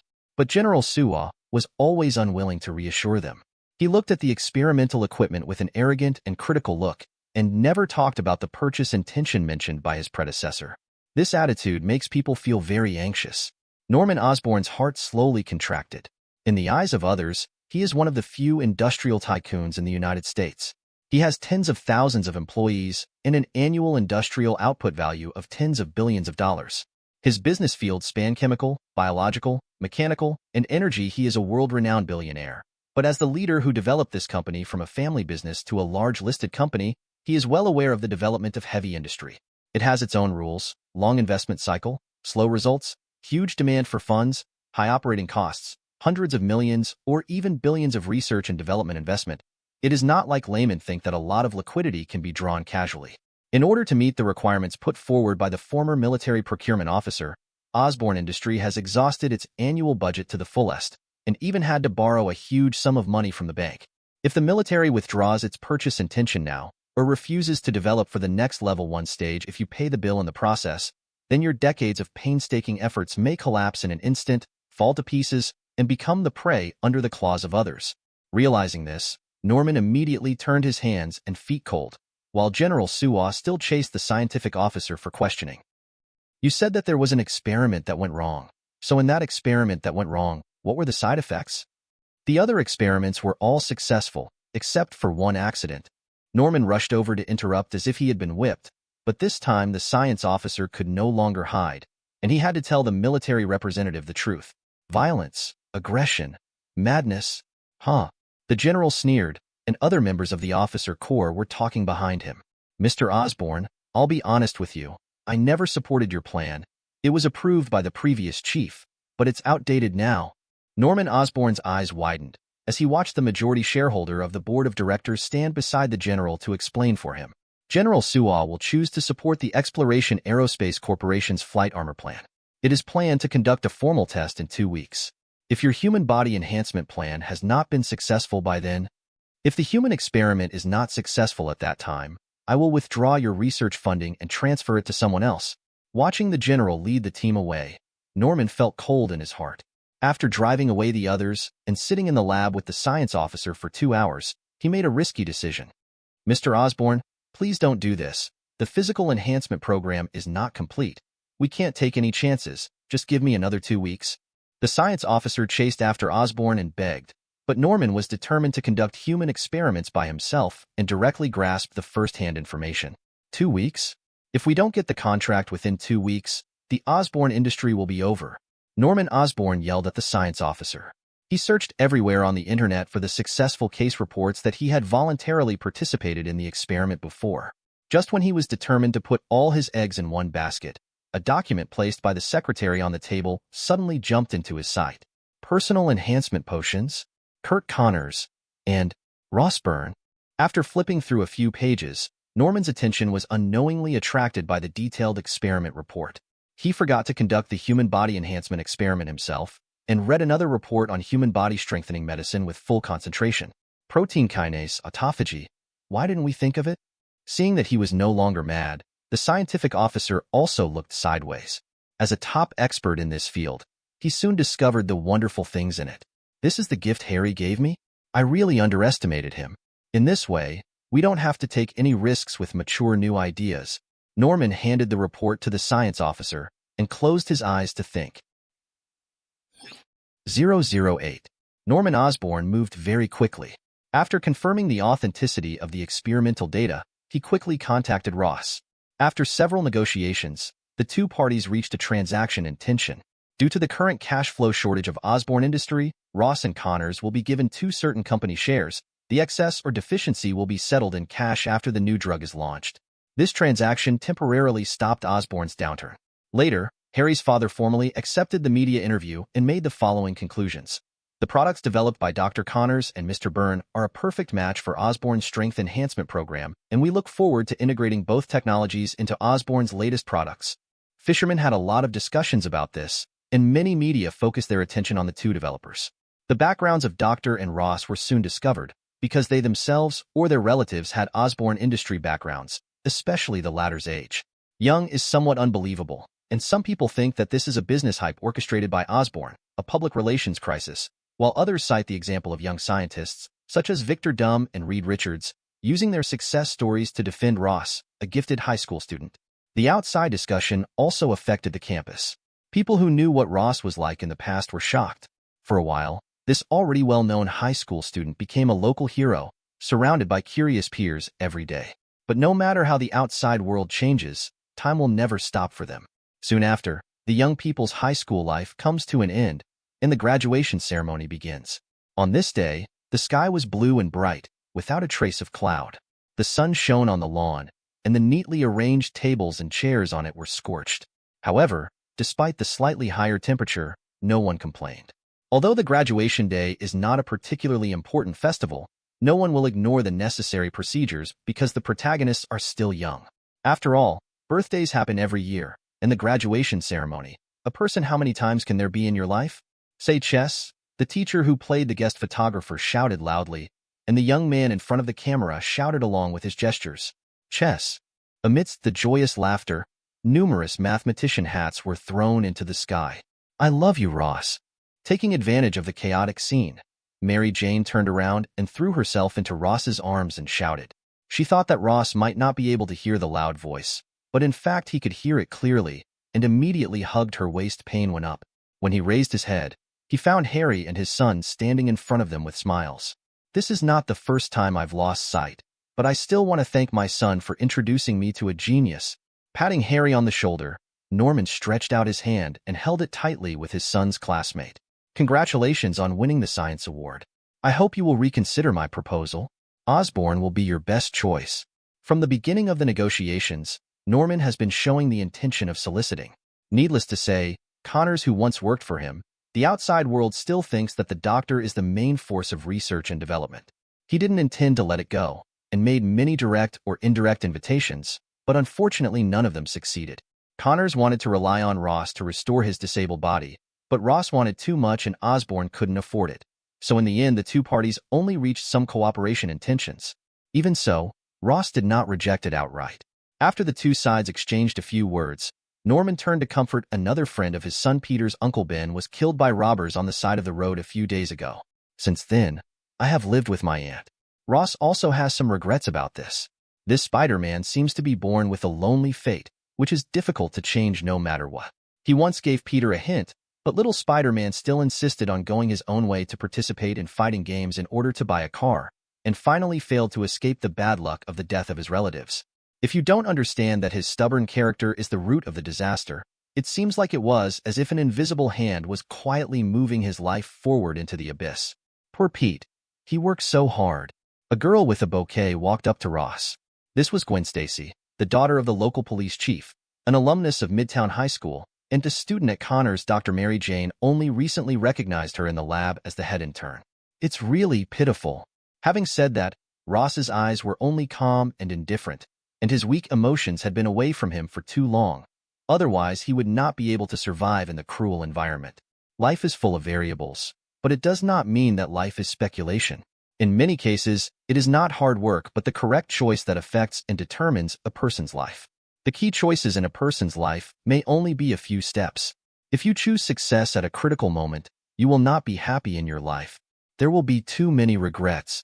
His words meant something, and Gwen savored it carefully. Before she could figure it out, she saw Mary Jane, who had said goodbye to her friend, leaned over and snuggled up to Ross. On the fateful day, Mary Jane's alcoholic father was not in attendance. If it was the past, she would not say anything on the surface, but she must be very sad in her heart. Fortunately, with Ross around, she doesn't care about anything anymore. Come together. I want to show you a present. Mary Jane winked at him. Ross understood. He definitely would not refuse, and the two left the lively campus. Behind them, Gwen and Peter, who was farther away, silently looked at the pair of figures with a look of loss. Located in Battery Park, the Ritz-Carlton Hotel is the leading luxury hotel in New York. Since its establishment in the 19th century, it has always followed the classic style and has become a must-choice hotel for celebrities and dignitaries. Because of its extreme nobility and luxury, it has always been called the House of the World. Especially its motto, "We serve gentlemen and ladies loyally with the attitude of gentlemen and ladies," is passed down as a classic in the industry. Guests staying here can fully immerse themselves in all the cultural treasures and heritage of Lower Manhattan. There are Smithsonian Indy Amber Museum and many other exhibition halls nearby. Standing by the window, you can directly admire the Statue of Liberty near the mouth of the Hudson River. Lake is only 1.8 miles away from the hotel, and this distance seems to be within reach. Ross is in this hotel at the moment. After the deal with Osborn, he has a lot more money in his hands, and he doesn't have to be harsh on himself in life. It's always good to be nice to himself, not to mention there is a lovely girl next to him. The two fell into a deep sleep. In the dream, he seems to have returned to the original world. Clouds engulfed the sky, and dark black smoke columns rose from the vast land. The huge war machine flickered under the light of the flames. Occasionally, tearing air sounds whizzing by in the distance could be heard. A new battle is breaking out. This is Ross's home, a dying planet, the Earth of the parallel world. On this boundless battlefield, he staggered along, not knowing where he was going. Suddenly there was a roar of thunder, and a flash of light cut through the thick darkness, and several familiar old people appeared in front of him. Number 13. The Dean of the Academy of Sciences in a white coat read his codename in a low voice. "Don't forget your mission." "What task?" Ross asked drowsily, as if some kind of force choked his thinking, making it difficult for him to think. 6 gems. Save our world." The old boss of the Military Intelligence Bureau followed him and told him that the old general was covered in blood, but he was still standing upright as before. "I really think highly of me. I just made a fortune, and you all want me to buy the whole world." With bitterness in his mouth, he laughed at himself. Then the dean handed over a gem. A golden oval gemstone about 4 to 5 inches long with a smooth surface. "We have given you the most precious gift. You must use it well." The sound seems far away, like a wisp of light smoke lingering in midair. Invisible's voice urged him to stretch out his hand, and when his fingertips touched the gemstone, it seemed to be triggered by something. The golden halo shrank inward slightly, and then exploded like a hydrogen bomb that would destroy the world. The halo melted into gold, and the huge air waves swallowed him whole. It was like being in a sea of golden flames. He lost the concept of up, down, left, and right, and slowly floated in the air. The surroundings were as silent as the beginning of the universe. Open. In the sea of flames sweeping the world, he watched the golden gemstones turn into light rain and melt into his body little by little. Then he was woken up. "Mr. Byrne! Mr. Byrne!"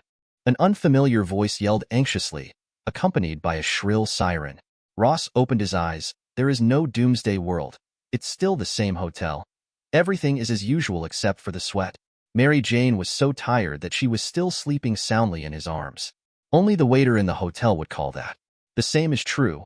A waiter shouted hurriedly from outside the suite, and he was the one who dragged Ross back from that strange dream to reality. "What's going on?"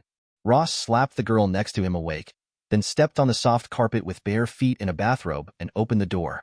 The waiter originally had an irritable tone, but when he saw the young guest suddenly suffocating, he couldn't help being respectful. An accident happened on Liberty Island. It seems that Mutant is making trouble. The police informed us to evacuate the people nearby as soon as possible. Ross turned his head abruptly, went to the window and opened the curtains, just in time to see a white glow erupting from the head of the Statue of Liberty. 009. An hour ago, politicians from various countries were holding a high-end summit on Liberty Island to discuss the mutant issue that has attracted much attention recently. Suddenly, thick fog rose from the sea and enveloped the entire island. In terms of security, they were still contacting the meteorological department to ask why. At that time, a strange white light erupted from the top of the tall and towering Statue of Liberty, covering the sky like a vast net. Nearly 1,000 guests and media representatives present were in an uproar. The organizing committee immediately understood that something was wrong, hastily organized the evacuation of personnel. When most of the participants left together, there was only an empty meeting place left on the island. The tables and chairs that were neatly arranged at the moment were cold and dead like graves under the dim light. In order to save other important guests who did not evacuate in time, the organizing committee did not hesitate to offer a lot of rewards to recruit some warriors and sent them to search for the lonely people on the island. Is there anyone? Is there anyone else? A security guard held a lantern in his left hand and pressed the handle of his gun with his right hand. He cautiously looked around in the mist, trying to find the participants who had left behind. Just as he was walking through a forest, he suddenly saw a hazy figure coming from afar. Flashed by. "Sir, please come here. There is danger ahead," he shouted loudly to the other party. But the other party's footsteps never stopped, drifting straight in the direction of the white light release, the faint figure looming, and soon disappeared into a vast mist region. "Joe, help me. There are some children here." Hesitation is chasing after him, and the colleague involved in the search and rescue behind called out. The security guard hesitated for a moment, wiped the cold sweat on his head, turned and left. The shadow that the security guard saw was Ross, and since he met those mutants when he took the Juggernaut in Harlem, the future was slowly unfolding before his eyes like the prologue of a wonderful drama. He saw the voices against Mutant on TV growing day by day, and he also noticed the superhuman attack at the station in the small town of Westchester. He knew that a rare opportunity would appear in front of him soon. If he grasps it well, it will definitely benefit him greatly in the future. So he booked a suite in a nearby hotel and made full preparations. Originally, everything was running very smoothly, as if an invisible giant hand was arranging the chess pieces in his hand, keeping them in place, but at the crucial last step, the attack was suddenly brought forward. It's really impatient. The summit will be held for 10 days in a row, and the people who are supposed to come have not yet come. Why don't you let everyone gather together and then catch all these prey? Although he was complaining, Ross's mood was very calm. Various possible situations have already been listed, and multiple plans have been made according to them, and this is just one of them. Before the emergence of superheroes, the most powerful in the world was Mutant, Xavier Academy, Mutant Brotherhood. The innate superheroes, led by Professor X and Magneto, were divided into two factions. His compatriots fight for living space. If they do not deal with it well, these people may be the most powerful resistance and variables that Ross will encounter in the future. In order to go further, they must be eliminated early. Experience tells Ross that there is only one road to the highest point. When everyone is chasing each other on this congested narrow path, step by step will obviously only miss the opportunity. If you want to achieve the goal at the fastest speed, the only shortcut it is to wield a big knife in his hand and cut off the people who stand in front one after another. Now that the white light has completely disappeared, Magneto's plan to transform politicians into mutants must have completely failed. The strongest mind controller is still lying unconscious in the Xavier Academy. Who else can stop him from taking advantage of it? Under the cold mask, Ross smiled slightly, and then the thick fog in front of his eyes quickly thinned. He came near the goddess statue.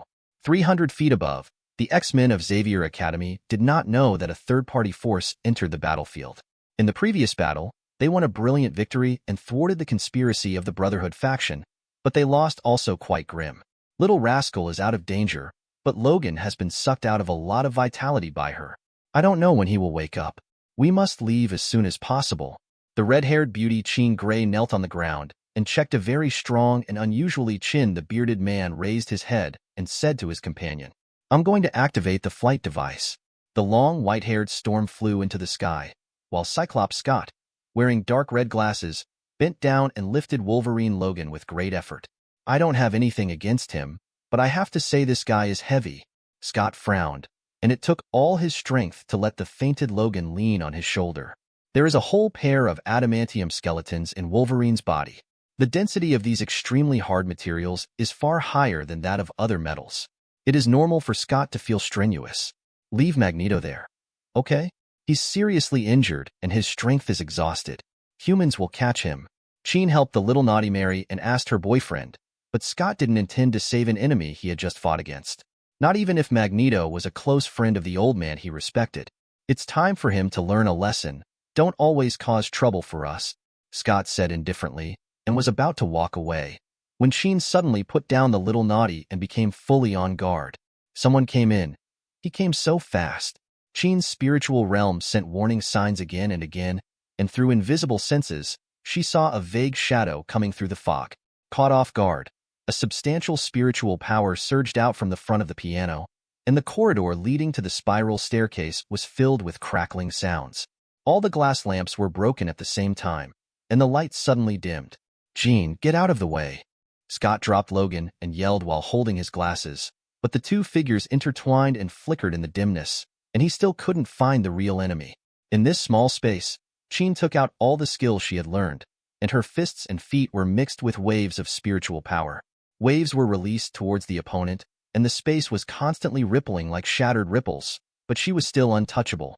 To the figure of the opponent, she could feel that, except for her initial indiscriminate release, which successfully blocked the fatal blow and saved Scott, almost all subsequent offensives failed. The opponent had a little difficulty in dealing with Invisible's power at first, but he soon found out he found a way to avoid his own strength, and constantly followed the offensive to test the emptiness of the defense. In the darkness, Sheen and the Shadow on the opposite side flew alternately, and the two sides had exchanged more than 10 offensives in one breath, while Scott could only watch helplessly from behind, but could not find any way to help his girlfriend. If his eyes could see the real battlefield, he would be even more surprised. Sheen's spiritual power is like several invisible long whips, with fierce momentum and smooth rhythm, but her opponent is extremely sensitive and can catch the fleeting opportunity every time, not only avoiding the edge, but also exerting pressure in reverse every step of the way. In the space of only 40 square feet at the entrance of the spiral staircase, the two of them seemed to join hands to present an incomparably gorgeous dance. Except for the violent tumbling airflow, there was no extra sound. Scott was frightened and angry outside the arena, and Sheen, who was in it, became more and more frightened. The illusory Shadow gradually approached like a ghost, as if falling into a nightmare from which she would never wake up. Just when she was about to collapse, suddenly there was a chill on the front of her forehead, and the opponent launched an attack for the first time, and the blow silently pierced through the barrier of her thoughts. Sheen. Scott, who was outside the situation, discovered the danger earlier than her. Just as he was about to risk releasing the laser beam, he heard his girlfriend scream. Amidst Sheen's uncontrollable screams, violent spiritual power rolled in from her body like a tide, flooding all the space in an instant, and everything around was involved and torn to pieces. The metal casting, weighing 200 tons goddess statue was violently shaken from the inside. Like a miniature earthquake occurred at its feet. Countless small cracks appeared on the outer shell of the statue, and fierce sparks kept coming out from the internal cables, lamps, and other places. Cyclops lay on the ground in a state of embarrassment. His face was disgraced by the scattered gravel and dust, and he slowly got up until the shock completely passed. Is that guy still alive? Panting heavily, he supported the fallen Sheen, carefully looked around, but saw nothing, then felt a pain in the back of his head, and fell into darkness. Ross jumped down from above, and he also had lingering fears. The scale of the mental storm released by Phoenix's sudden madness was astonishing. Fortunately, she was not stable enough to cause any damage.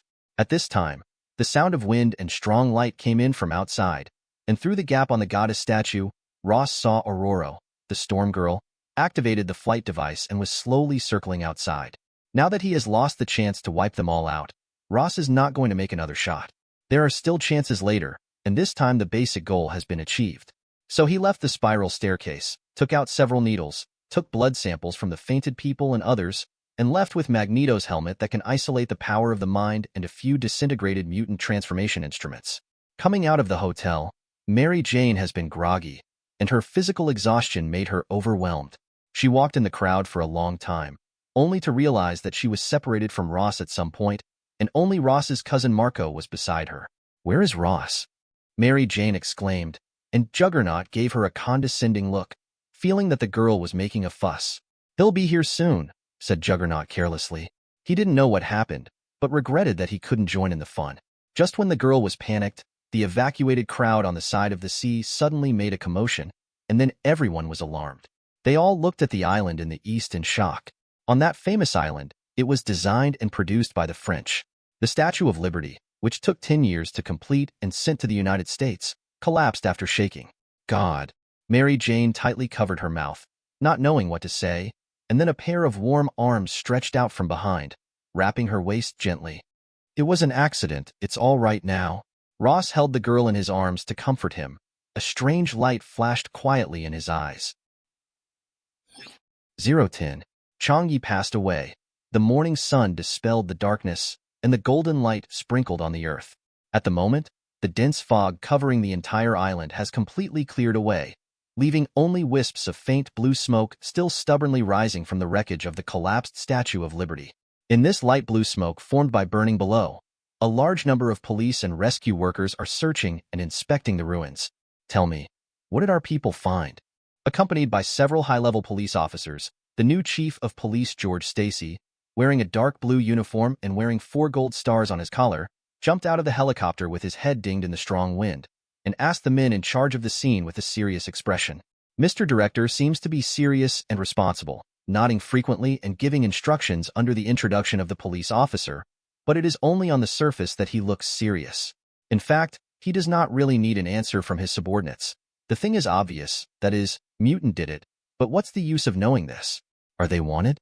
That wasn't a mafia with a pistol in his pocket, or an illegal drug dealer from South America, and Chief George wouldn't send his men to die for nothing unless there was full support from above. Fortunately, as far as he knew, before the arrival of the police force, the powerful agencies of the federal government had already deployed and controlled the island in advance. They blocked the entire island for a whole night and did not leave until dawn. At the same time, they took away the suspect and some important evidence.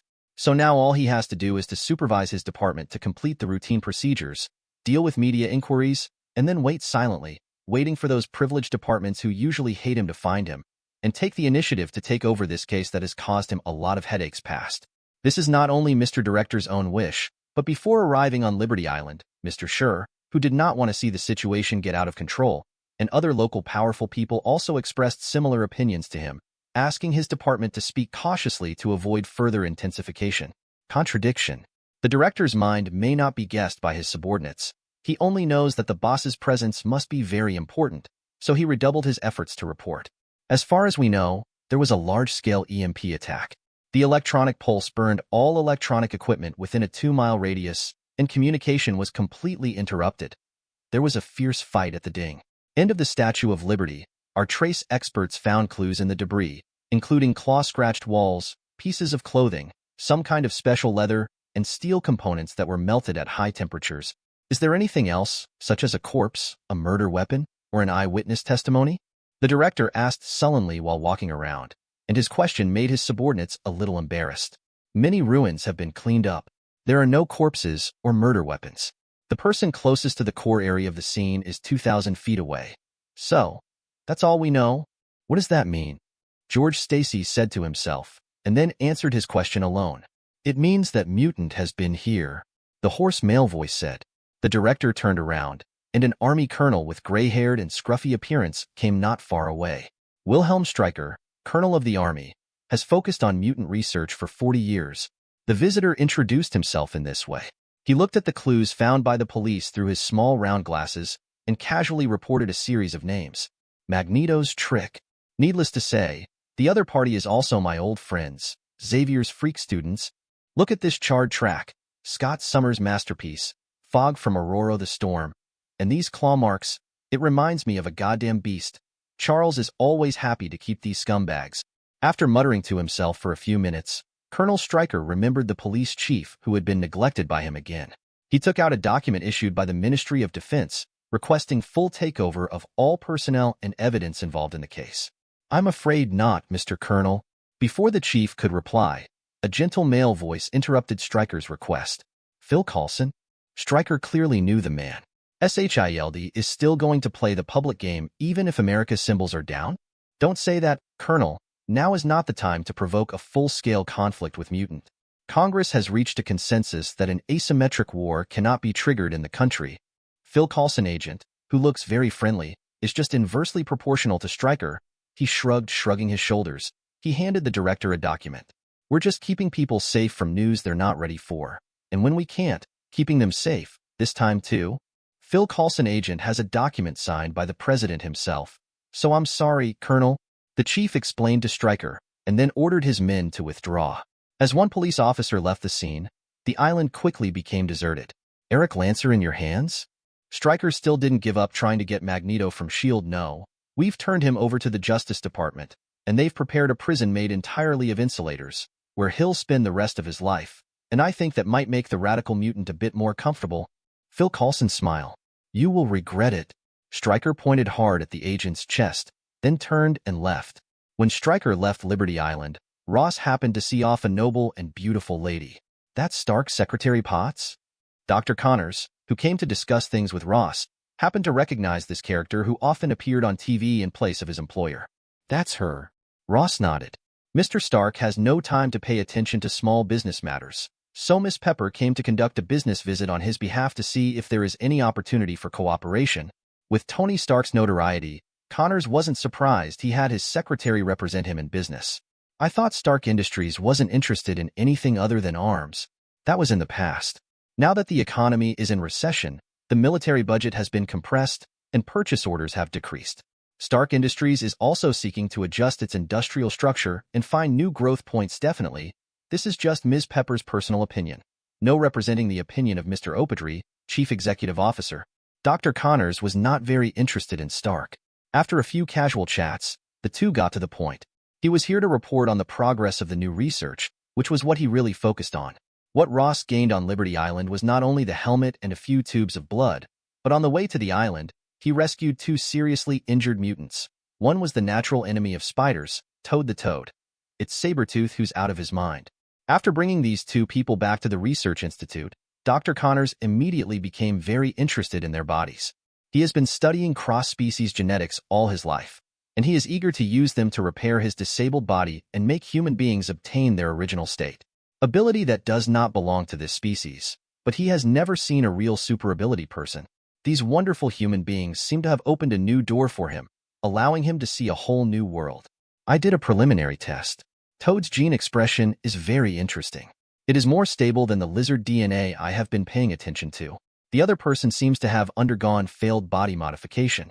He originally has a powerful self-healing ability, but the modification afterwards, the internal functions are completely disordered, and the proliferation of brain cells compresses the cerebral cortex, destroying memory and thinking. So only the most basic reaction ability is left. The doctor reported enthusiastically. At first he was only interested in Ross's endless ideas, but soon Ross convinced him. After reincarnation, the intellectual resources of the two worlds integrated in Ross, producing a wonderful chemical reaction. Open, even thinking is clearer and more efficient. Often Connors can't see the unexpected places, but Ross can grasp the key points at a glance. The sharpness even surprises me. After a few months, the doctor has more and more respect for him. Trust. Don't cause irreversible damage to them. I didn't bring them back as specimens, Ross warned, with a condescending attitude in his tone, and the doctor didn't realize it, so he accepted it naturally. Now they are no longer in the past Research Institute. That old building is just an unpopular institution in Brooklyn of the State University School of Biomedical Sciences, which is dedicated to accommodating scientists like Connors who have passed away and can only teach, and Osborn after the transaction. The doctor came under public attention again, and the state university also got wind of it and offered him a letter of employment with much better conditions than before. However, at the moment Ross and Connors are not short of money. Using the resources in their hands, they quickly formed a new research team and continued to prepare for the next research direction. Ross deeply knows that for ordinary people without power, this will be the worst era. Enemies hidden outside the Earth are quietly approaching the unsuspecting human world, causing great damage to people. But for the strong, it is the best era. Superheroes have a place to use, and unimaginable treasures will be born one by one. triggering fierce competition. In these wars that are about to break out in the future, Ross firmly believes that he will have a place for himself, and he will go all out to obtain the treasure he wants and win the final victory. Thinking quietly, Ross didn't notice that his eyes gradually released a strange golden light. 011. It was late at night, and there were few pedestrians on the street, but the most famous Beast nightclub in Harlem was extremely lively. This place used to be the game field of the gang boss Bloom all the year round. Since the respectable former boss led people to capture Juggernaut and failed to return to the embrace of the Lord, it has become a place of contention for his confidants during his lifetime. Every day on the street, there were people who shed blood and sacrificed for profit. It wasn't until the higher-level big shots spoke that the situation in the region gradually calmed down. After the resumption of business, the nightclub's business quickly boomed again, and gangsters like to bring other people's wallets into the place for consumption. As soon as you walk into the hall, you can immediately see the colorful lights shining on the top of the head. The dance floor is full of turbulent crowds, and the loud heavy metal music is deafening. Even if people are standing face to face, it is difficult to hear clearly when they talk close to their ears. Everyone is getting carried away, twisting his body, letting go of the wildness in his heart. In the closed world filled with feasting and feasting, the air is filled with the smell of tobacco and alcohol. The music shakes people's eardrums. Men and women are frantically twisting their waists and bodies on the dance floor, and glamorously dressed women are laughing and joking among the men playing inside, using frivolous language to seduce those men who can't control themselves. Well, modify here. Next to this chaotic human quagmire, there is a box separated by glass. It is not as noisy as outside. A dozen or so wildly dressed black people are sitting respectfully on several sofas, listening to two Caucasian men in suits speak. I have a job in a few days. A certain person bought a house on East 97th Street and 3rd Avenue. You need to take care of him. One of the white men spoke casually and explained the task. How about the guard? A burly man with a nose ring and tattoos all over his body approached and asked very sensibly. It won't be stronger than the bank, a disabled old man, a few 12th graders. Maybe there are campus football stars among the young people, but there should be no trolls in their hands. The man's answer made everyone feel relieved, and then he, the companion, deliberately emphasized important matters. Let them fear, but don't have death. These people have something valuable hidden in their brains. Mr. Gene Bin intends to make a good business with scientists. But remember, don't let him hear bad news this time. Afterwards, the white people's voices were fierce, and although the local leaders were numerous, they all looked like frightened quails, only nodding desperately and vowing to complete the task with various oaths. Just when they were desperately sending out poisonous oaths, the lights in the room suddenly dimmed, and the music outside also disappeared, replaced by a sharp and piercing metallic sound. This huge, loud and monotonous noise was like the magic sound produced by the knife carving the glass plate. It has been penetrating into the brain through the eardrum, almost making everyone faint. When the noise subsided, people shook their heads and looked around, only to realize that the door to the outside was closed, and a stranger appeared in front of the railing directly above the dance floor. I'm sorry to disturb you all. The stranger's voice was not loud, but it sounded very clear. The surrounding lights were concentrated, but he was standing in the shadow, and the people below couldn't see his appearance clearly. Once again, I'm very sorry for my presumptuousness, but a friend of mine had to visit for personal reasons, and I hope he can make a difference for you. Following the man's gesture, the men and women below looked out one after another. Where the light focused, an unusually tall man blocked the exit at some point. Juggernaut. Immediately, someone screamed heart-piercingly. It seems that some fish slipped through the net in the last arrest operation. Hearing his nickname, Juggernaut grinned a few times. Under the strong light, people could see his strong body covered with muscles and veins. People who got closer could feel that special feeling. He was wearing a red vest and shorts, and he had no weapon in his hand, but the color of madness and tyranny in his eyes rose sharply. Under the tremendous pressure, someone soon pulled out a pistol and shot at him desperately. Flames spewed from the muzzle of the gun, and the bullet shot out from the dance floor with a streamer. Before it hit the target, the crowd immediately exploded. The scene of hundreds of people stunned and confused was spectacular. They pulled out their guns one after another, pushed away the men and women in front, and shot wildly at the tall body blocking the only exit. Roar! With a roar, Juggernaut rushed towards the crowd with his head buried. Amidst the roaring gunshots, countless sparks flashed on his body, and then the bullets with strong kinetic energy were all bounced off by the vest and muscles of unknown material. Give it to me. Catch him, Mr. Gene Bing. and there will be a big reward. A white man shouted loudly and pushed the black leader beside him to the front, while he and his companions turned and ran. This is not the first time they have met Juggernaut, and they know how powerful their opponent is. No matter what ability they have, they can't use it in such a small space. Once they are caught by the opponent, they will immediately die. This is the true face of human beings. Chasing profit and betraying your compatriots. You are really despicable. A blue-skinned woman walked to the side, looking at the chaos below with contempt. Don't be so assertive, Ms. Raven. In essence, we are not different. Standing in the shadow, Ross seemed to be transformed into a darkness deeper than the shadow. Chimpanzees and humans share approximately 99.5% of their evolutionary history, yet most humans see chimpanzees as freaks and see themselves as a ladder to ascend to master of all. Mutants like you see ordinary people possibly so, but in my opinion, there is no objective basis for arguing that one species is superior to another. How to say? Raven stared at him with yellow pupils.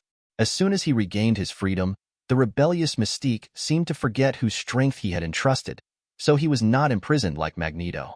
Whether chimpanzees or humans, or lizards or fungi, have all evolved through a process called natural selection that lasted about 3 billion years, leaving more surviving offspring. Therefore, the genes of these lucky ones who are able to reproduce become more substantial in their next generation. The non-random differentiation and reproduction of genes is natural selection, and it is natural selection that makes us groups, including you and me, rather than just mutant classes with different characteristics. I said this not to recruit you. In fact, your genes are more valuable than your people, but I have already got them.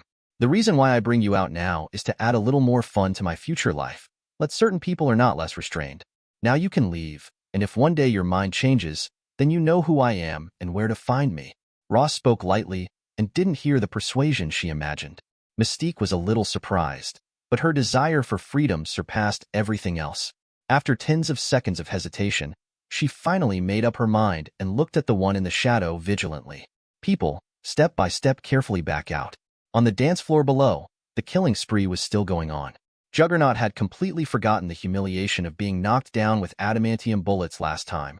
He was full of confidence and fearless, charging wantonly in the crowd, venting the anger he had accumulated for many days. No matter where his footsteps moved, the gangsters would immediately panic when they saw his huge body rushing towards him. Their hands were so weak that they couldn't lift them up to shoot, their knees were trembling, and it was difficult to take a step. In the chaos, Juggernaut picked up the skirt of a leader casually. Suddenly, Juggernaut felt that the other person looked a little familiar. He looked at it again, and it seemed to be the pawnbroker who had betrayed him. So he immediately got up in anger, held the person high above his head, and then forcefully throwing it out. The panic-stricken pawnshop owner danced in the air, knocked down several bronze lampstands, and hit the hard wall, becoming bloody. It's my idea. You have found the wrong person. After being stimulated, Coin Marco went completely berserk. He swung his fist and smashed another leader's face, and that person's head exploded into a flower of blood immediately. His headless body swayed a few times and fell to the ground, causing hysterical screams to erupt in the hall again. Tat-tat-tat, the two white men were not familiar with the terrain.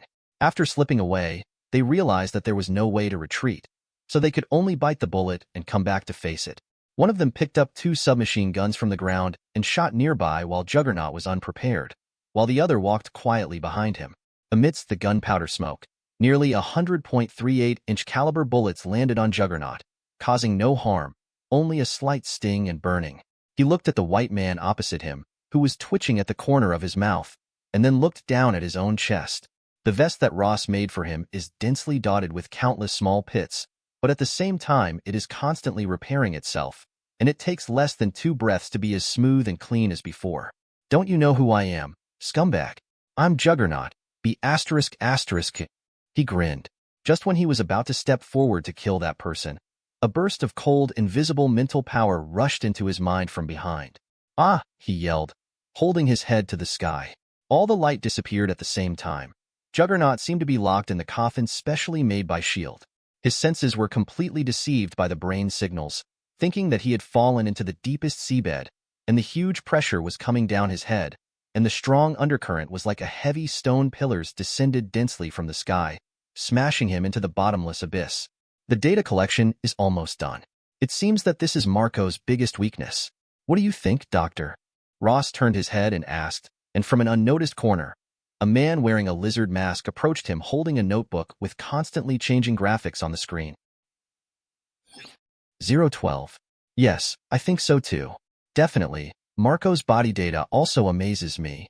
The doctor under the mask replied hoarsely. Dr. Connors didn't know what glorious deeds he had done in another time and space. At this moment, he is not the one who is driven to a dead end, is an enemy of Spider-Man, and wants to turn all 8 million New Yorkers into monsters of the same kind. Dr. Lizard. He is just a disabled scholar who is too fanatical about cross-species inheritance, and Ross's intervention changed his tragic fate. Although he already had some premonitions when he came here this time, seeing the madness and chaos created downstairs, as well as the thick, bloody smell coming from his nostrils, all of these still made his stomach churn and want to vomit. Kurt, these people are villains. Scientific research must be dedicated and sacrificed. Connors tried his best to cheer up while analyzing the data, while trying to convince himself in his heart he didn't even know what he and Ross talked about in his panic. His mind seemed to be out of control, and he couldn't help thinking wildly, and suddenly he recalled his life in the past 10 years, those days when he fell from the clouds to hell, and he lived with shame. Every time it was rainy, the ghosts that were born with broken arms were endless. The bone-piercing cold and the soreness from his body kept reminding him, Connors, no matter what the price is, one day you will regain your honor. Thinking about the hardships of the past, Connors gradually calmed down. He took a deep breath and settled down to discuss with Ross. Check out this video. He pointed to a clip on the screen where the Juggernaut crashed into a table early in the battle. According to my observations, the mass of the table is about 40 pounds. When it is stationary, a horse can rush over at a speed of 50 feet per second. The force generated at that moment is as high as 3,500 to 3,600 newtons, which is about 800 pounds. This data is really amazing. It is unbelievable to know that the vertical force of the forearm bone of an ordinary human will not exceed 600 pounds, and the force of the femur cannot reach 900 pounds, and Marco has endured a fracture that can break an ordinary person just this time. Strength, but it has not suffered any damage. This is really worth studying. That's right. Ross looked down quietly and nodded upon hearing the sound. Mutant is a priceless treasure house, but they don't know how to open it. Now the key is in our hands, and what we have to do is to lay the foundation in advance and wait for the big development period that is coming soon. Ross looked at the direction in which Mystique left, as if seeing the mutant civil war starting again in the future. Xavier Academy, Magneto Brotherhood, and Stryker, who is as sinister as a poisonous snake. These long-standing forces are entangled. How destructive it would be, but this time Ross wouldn't let the opportunity slip by. When the two at the head were discussing the research topic as if no one was present, the downstairs had fallen into the final madness as Juggernaut was knocked down by a mental attack. Catch him! Catch him! The white man shouted hoarsely. His companion is a super ability user who is good at mind control. Few people know this secret. In the past, they were the tools that Jean used to control his subordinates to fight against dissidents. Seldom participated in this level of battle, today was forced to take a risk in a desperate situation, and it achieved a miraculous effect. Even that invincible Juggernaut was also confused. If he could arrest this guy who was designated by the higher authorities, he would definitely be rewarded extremely generously. The white man thought, and finally greed overwhelmed his reason. He decided not to run away, but to stay and take the risk. Under his command, the gangsters who hadn't escaped bite the bullet and jumped on Juggernaut, held his hands and feet together, sat on his back, and pressed him down. They couldn't turn over below, and at the same time they looked around for iron chains and ropes, wanting to take the opportunity to tie him up. The people pressing down on the people seemed to form a hill on the flat ground. Seeing that the target was under control, after a little relaxation, they began to struggle again. The hill of human body gradually rose up, scaring the white people and the leaders of various gangs to kick and beat and send more manpower up. Dozens of people stepped on the Juggernaut below, and everyone tried their best to press him, raised it up again and again, and pressed it again and again. This process was repeated more than 10 times, and they were so tired that their hands and feet were weak and sweaty. Fortunately, losing momentum, Juggernaut was finally restrained to death, and the resistance became less and less, until then the bosses breathed a sigh of relief. There are still people upstairs. They are with Juggernaut. Someone finally remembered this, but when he looked up again, it was empty. Ross came down below at some point and just put a helmet on Juggernaut. This helmet was modified by him using the helmet from Magneto, which can effectively isolate the spiritual power, and even a mind master like Professor X cannot break through its defense. In Ross's mind, the original helmet came from another mutant, Sebastian Shaw, a former Nazi officer who, after discovering the magnetic properties of a young Magneto in a Jewish concentration camp during World War II, conducted him in human research and killed his mother. After the war, Sebastian Shaw, who successfully transformed into a powerful mutant, escaped from the pursuit of the Allied forces and entered the Hellfire Club, trying to use the Cuban Missile Crisis to provoke a world war. The others teamed up to thwart it. After Magneto killed Shao, he obtained a prototype helmet made of meteorite materials by the Soviets, and then continued to modify it on this basis, adding magnetizable metals for his own control. During the Liberty Island incident, Ross obtained this helmet, conducted detailed research on it, and successfully copied its ability to resist psychic attacks. The useless metal components that may be used by Magneto were removed, and finally several functions were created. Similar imitations, one of which was specially made for Juggernaut. Charles Xavier is not the only person with spiritual ability in this world. He doesn't want Juggernaut to be like Sabretooth under Magneto. The most powerful at critical moments, the Helper was controlled by someone and turned against him. After being put on the helmet, the brain had an extra layer of protection. Juggernaut's mind suddenly cleared, and the external interference disappeared immediately. Only then did he realize that he was pressed to the ground at some point.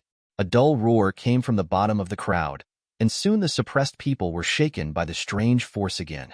With clear consciousness leading, this time the resistance was better than ever before. In the earthquake-like shaking, some people no longer unable to hold on to the target.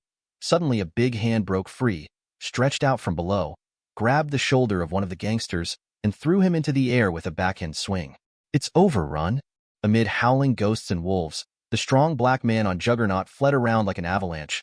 The people trapped inside desperately pushed their companions outside, and the people outside wanted to grow 2 feet so that they could go faster and farther.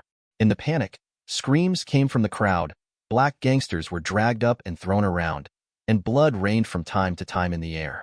With the momentum of turning around, Juggernaut rushed out of the encirclement all the way, looking for the culprit who plotted against him with his blood-red eyes like a bison. Soon he cheered, knocked over the people in front, and ran behind the pillar to catch a white man hiding in the shadows. "Raised it. Playing hide and seek. You have found the wrong person." Amidst the roar, the white man's neck was snapped, blood sprayed all over Juggernaut, and he finally let out his anger. Losing the leader, the already weak resistance completely collapsed. Juggernaut's power reached its ding point, and soon the hall became quiet, and there were no more people left standing on the ground.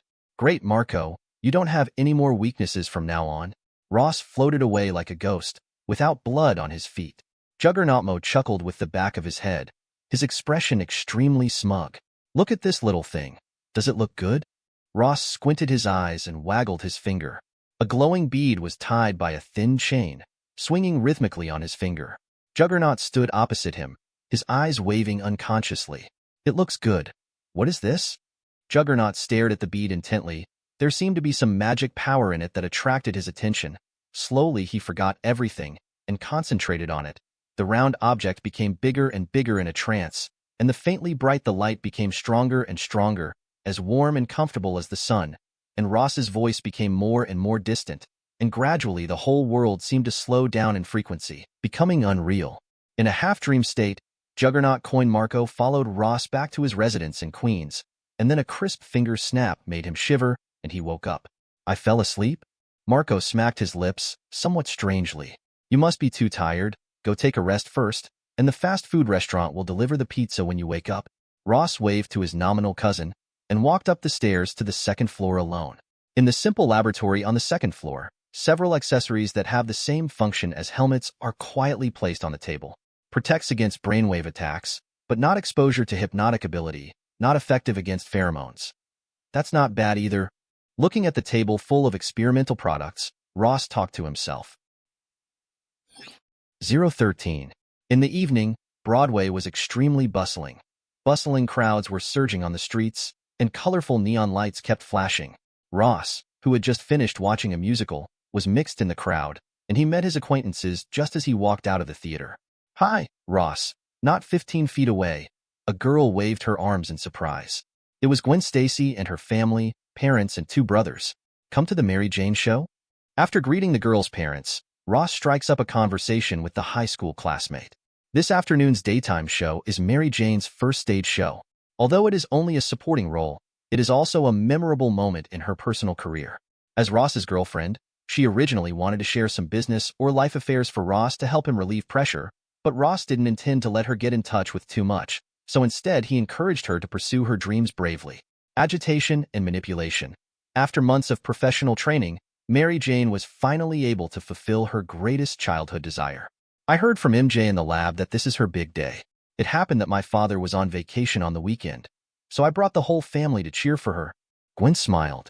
She was wearing a bright light yellow coat. Normal skin tone with rose lip makeup looks fresh and beautiful. At the moment is snuggling proudly beside her parents.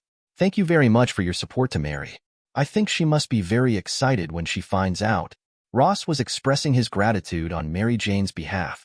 His cell phone rang, and it was Mary Jane who was going to continue rehearsing the next scene in the background. It was very late. I just came home, so I am very sorry that her boyfriend can only miss the appointment. After comforting the girl a few words, Ross arranged for the driver to wait for her outside, just as everyone had not eaten. So at the suggestion of Gwen's director's father, they came to Stacy's house for dinner together. Gwen's home is not far away on 72nd Street, within walking distance. Walking along the road, there are high-rise apartment buildings on both sides of the block. According to Gwen, the nearby flower shops and coffee bars have their own characteristics. It looks neat and full of charm, and even the wooden chairs on the street for people to rest are very comfortable. The rent here must not be cheap. I heard that Gwen's father had been working in Queens before. Although he was recently promoted to become the local police chief, his qualifications are still young. I don't know if he has used the gray income. Ross privately made a very unkind guess, and soon reached the 20th floor of a certain building, which was Gwen's home. I heard Gwen mention about you. It is very rare for young people to turn around when they go the wrong way. I have seen many people of your age. They always change themselves when they find that there is no way out. Unfortunately, that it's usually too late. The police chief is also meticulous in his daily life, stubborn to the point of rigidity, and rigorous to the point of harshness. These two characteristics are firmly attached to him like labels, and people can feel it at a glance. Dad, Gwen called out angrily as she put down the fruit plate. She was worried that her father would throw out a lot of boring lectures as usual, scaring the guests away from coming to the door again. Me and Ross have a casual chat. George Stacy knocked on the coffee table dissatisfied, and sent her daughter to the kitchen to help her mother. No one disturbed them, and the conversation between the two was not as embarrassing as expected. After all, George is a middle-aged man with rich social experience, not a weird bookworm who only has his own world in his eyes, so their communication was quite smooth. At least Ross knew that the reason why Gwen would intern in Connor's laboratory was because the doctor was a senior alumni of George's university, and in turn George had some understanding of Ross, no longer indirectly from others described. Any plans for the future? George asked casually. Continue to do in-depth research on our subject, create valuable discoveries, and then promote it, hoping that one day through our efforts, we can change the way of life of mankind. Ross took the coffee and turned to George's 14-year-old Howard, the eldest son, nodded. CNN reported that your new drug prospects are worth billions of dollars. Is this true? After delivering drinks to the guests, the young man was supposed to leave, but his curiosity made Howard temporarily forget the family rules and opened his round eyes looking at Ross. He asked. George raised his eyebrows, but he didn't stop him. As a father, he also hoped that his son would have more contact with peers with ability. Maybe, but that depends on Osborn's considerations, Ross explained. If he and Connors sold the research results to Osborn purely for the sake of making money, he and Connors would undoubtedly have done a failed business. Pure pharmaceutical giants will definitely join in one after another, and their quotations may be higher, but in the long run, Osborn, who is internally unstable, may give more opportunities in the future. The facts were as he expected.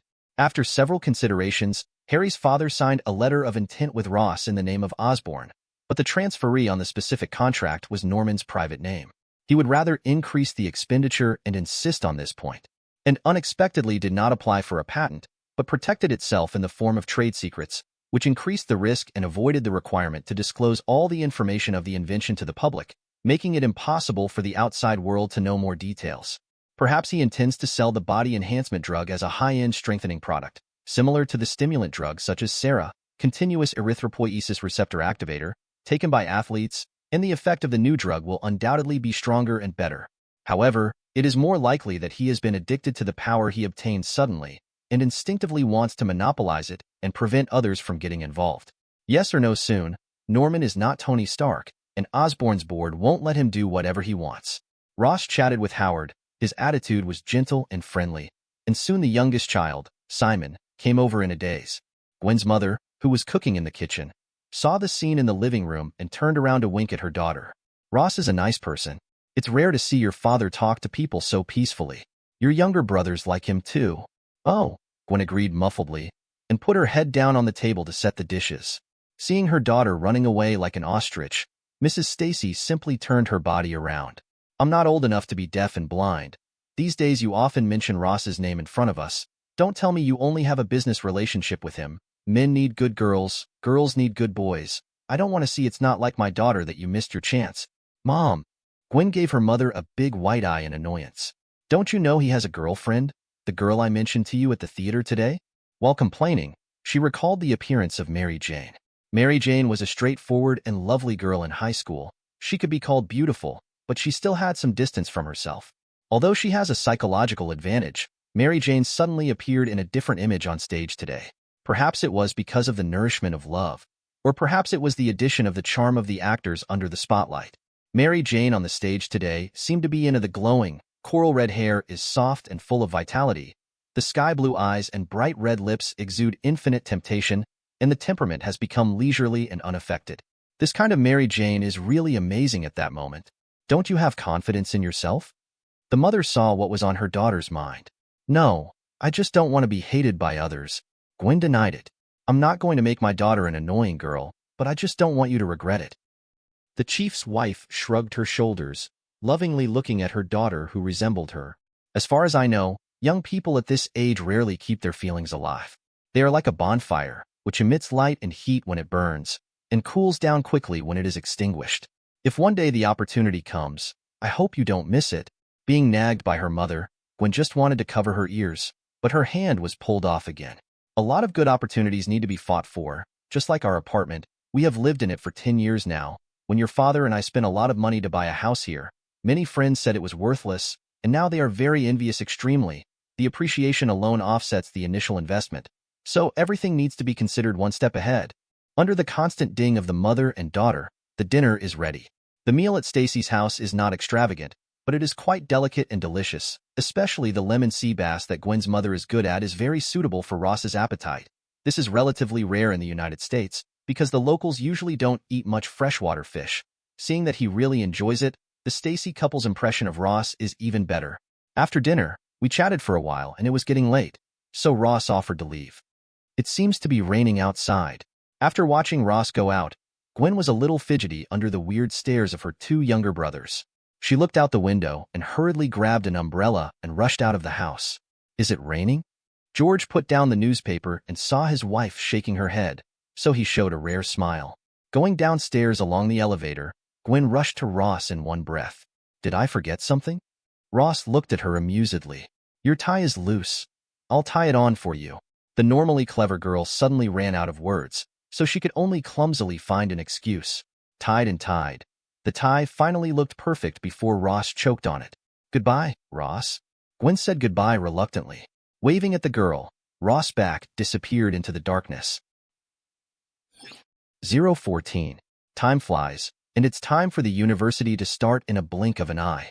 In the 4 years of high school, the original Ross did not do anything worth mentioning, but after reincarnation, the situation quickly changed fundamentally. Not only did he get first-class Superman, but his off-campus performance was even more impressive, especially with Osborn. After the news of the transaction was exposed by the media, it was played up as a model of a prodigal son returning. He is quite famous in the local area, so no university would reject a millionaire with such an inspirational experience. Ross also needs to stay dormant for a while. After consideration, he finally chose the State University of New York recommended by Dr. Connors, and continued to maintain alumni relations with Gwen, Peter, and Harry. On August 22nd, the opening ceremony officially began. Ross and others entered the gymnasium in a group. Hold the scepter to welcome the flags of each college to enter the arena. One college and one flag. 64 flags flew over one after another, representing the welcome of more than 400,000 teachers and students from 64 colleges of the state university.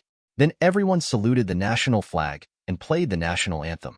The school and the guests spoke one by one and ended the ceremony exit. Ross, congratulations that you are about to become the only billionaire in this class of freshmen. Taking advantage of the end of Ross's communication with the college tutors, Norman Osborn left his son behind and quietly came behind Ross. Thank you. Ross smiled and held out his hand to the other party. Not long ago, under the guidance of him and Connors, the new drug successfully passed the animal test stage and obtained very encouraging results. So Osborn Industry formally proposed the test to FDA, Federal Food and Drug Administration of the United States, applying for a new drug, IND, enters the clinical trial stage in the name of an endocrine and immune system drug. Once the clinical stage is successfully passed, the FDA will start the review process for the new drug and approve the drug for marketing. Citing previous sales of similar drugs on the market, sales are expected to reach $6 billion. Definitely, this is just a low-end version of the enhancement potion, and its true appearance is beyond the media's expectations, especially when combined with Osborn's stamina enhancement potion. The effect is even more astonishing. But the strange thing is that only a very small number of people know this. According to Connor's observation, even Osborn's high-level executives have quite misunderstood the real data of the experiment. It seems that an invisible hand is deliberately obscuring the results and trying to monopolize the secrets. It is self-evident who this person will be. I would like to thank you and Dr. Connors. The timing is so perfect, and my company tided over the difficulties. In the past few days, I have received 5 orders from outside. I believe it will continue to create more for us in the future. Great profit. Norman's thanks seemed to be full of sincerity. The two hands were tightly held together, and through the full palm muscles, Ross could clearly feel the surging power in the opponent's body. This kind of physical quality is by no means what Norman Osborn could have before the trade. Underneath the hidden physical ability, there is even a faint coldness that constantly stimulates Ross's nerves. The doctor is the one who has paid the most. Without his hard work, there would be no subsequent gains. However, Norman, Ross asked casually as if he didn't realize it. Is it really okay not to apply for a patent from the PTO? I am very worried that someone will infringe our interests. PTO, the Patent and Trademark Office, is responsible for the approval of trademarks and patents. From the perspective of the impact on the economic interests of the manufacturer, drug approval and patent protection play the role of a stick and a carrot respectively. The former significantly increases the cost of drug manufacturers, while the latter brings huge profits to drug manufacturers. After all, the pharmaceutical industry is not the beverage industry, and the key asset lies in the scientific knowledge contained in its medicines rather than the brand effect. But Norman obviously had other plans. He explained a few words vaguely, and after making a lot of promises, he began to inquire about the development of Ross and Connors, and asked about the confidentiality of the initial prescription. Aside from you, only the doctor and I know the complete formula. So don't worry. We have signed a non-disclosure agreement. Ross made a zipper gesture at the corner of his mouth, indicating that he was tight-lipped, and Norman finally got a satisfactory result. Answer. He patted Ross on the shoulder hard, then left with a smile, squinting his eyes and watching the other party go away. A warning sign quietly sounded in Ross's heart. In the original timeline, Norman Osborn did not hesitate to use his own experiments in order to save the company. As a result, he turned into Green Goblin under the stimulation of the side effects of physical strength enhancement drugs, and killed the innocent scientific officer, General Suwa, and Exploration Aerospace, a group of competitors, and later blatantly eliminated the major shareholders of the board of directors who had contradictory positions regardless of the safety of his son Harry. In this world, due to his own appearance, his destiny has been changed, but personality factors will always drive people to do some crazy things, and this time the target seems to point to another person. God opened a door for you, but opportunities may not be hidden behind. Ross thought indifferently, just as he turned around. A young woman with long hair and shawls hurriedly called out to him from a distance. Mr. Byrne, congratulations on your and Dr. Connor's invention being recognized. I think you must be the most eye-catching one among this batch of freshmen. Showing him a shown card, the woman officially introduced herself. I'm Christine from Vanity Fair. Can I ask you a few questions? Definitely. Ross smiled again. 2 days later, the content of the interview was published by the magazine and sent to thousands of households. Ross Byrne, a visionary and talented young man, was born in Forest Hills, Queens, New York. He is the son of a biologist and a health doctor. In high school, Ross was once the scariest person on campus in the eyes of his classmates, and now one of the most outstanding pharmaceutical developers in the past 10 years, the youngest self-employed tycoon in the state university, the focus of much attention, personal assets exceeding $6 million, and holding tens of millions of Osborne industrial stocks. Connor, according to Dr. Ross. Ross is the one who contributed the most to the research results. In a mansion facing the sea, a bald man was sitting on the sofa, reading Christine's interview article sentence by sentence to another middle-aged man with a mustache. His experience reminds the reporter of another genius, Tony Stark. This genius also had a period of lost time. It was not until the age of 21 that the prodigal son turned around and became the CEO of Stark Industries. He relied on his extraordinary ability to open up a new myth for his parents. In the field, author Christine wishes Mr. Byrne to use his ability correctly and usher in a new era for the U.S. biopharmaceutical industry. Putting down the magazine, the bald man in his 60s burst into laughter. New Stark? Miss Reporter has a very high evaluation. Tony, I heard that Pepper once visited this genius. How did it go? There is no result. She is just curious. A high school student who has just grown up. Only Osborne would desperately pin his hopes on such a person. Tony Stark sat on the bar behind the sofa, holding a bag in his hand. The wine glass dangled, and said disdainfully, "Really talented people never claim to be themselves. Like me, I wouldn't tell people that I built a circuit board at 4, an engine at 6, and graduated from Massachusetts at 17. I don't even want people to praise me with this kind of thing, because it's so insignificant compared to my achievements. But it's undeniable that Byrne is indeed a very talented person." The tall blonde assistant called Pepper walked over slowly and handed Stark a batch of reports for him to sign.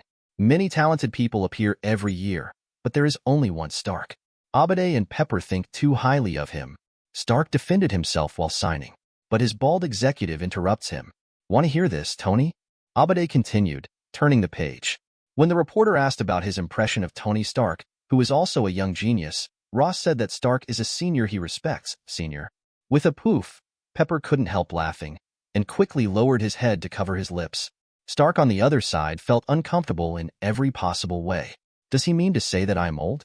Well, as the recognized smartest person in the world, I am indeed very slow to understand new things, especially for these young boys.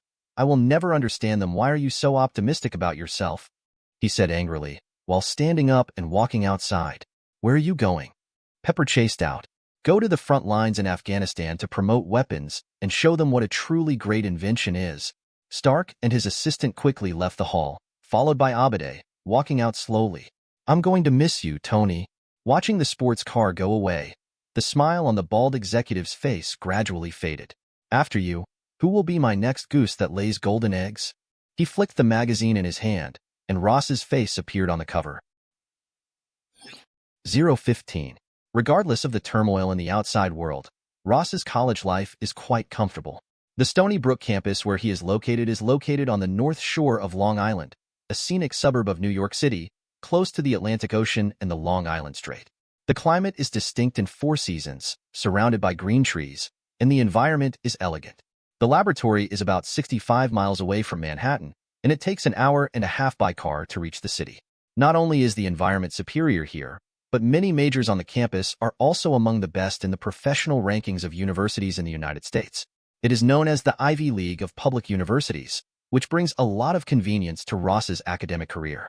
In his original world, due to his occupation, although he has received extremely strict training to create conditions for better execution of tasks, he is generally more inclined to applied science, and his understanding of basic science is relatively weak. So I hope to take this opportunity to make up for my short link.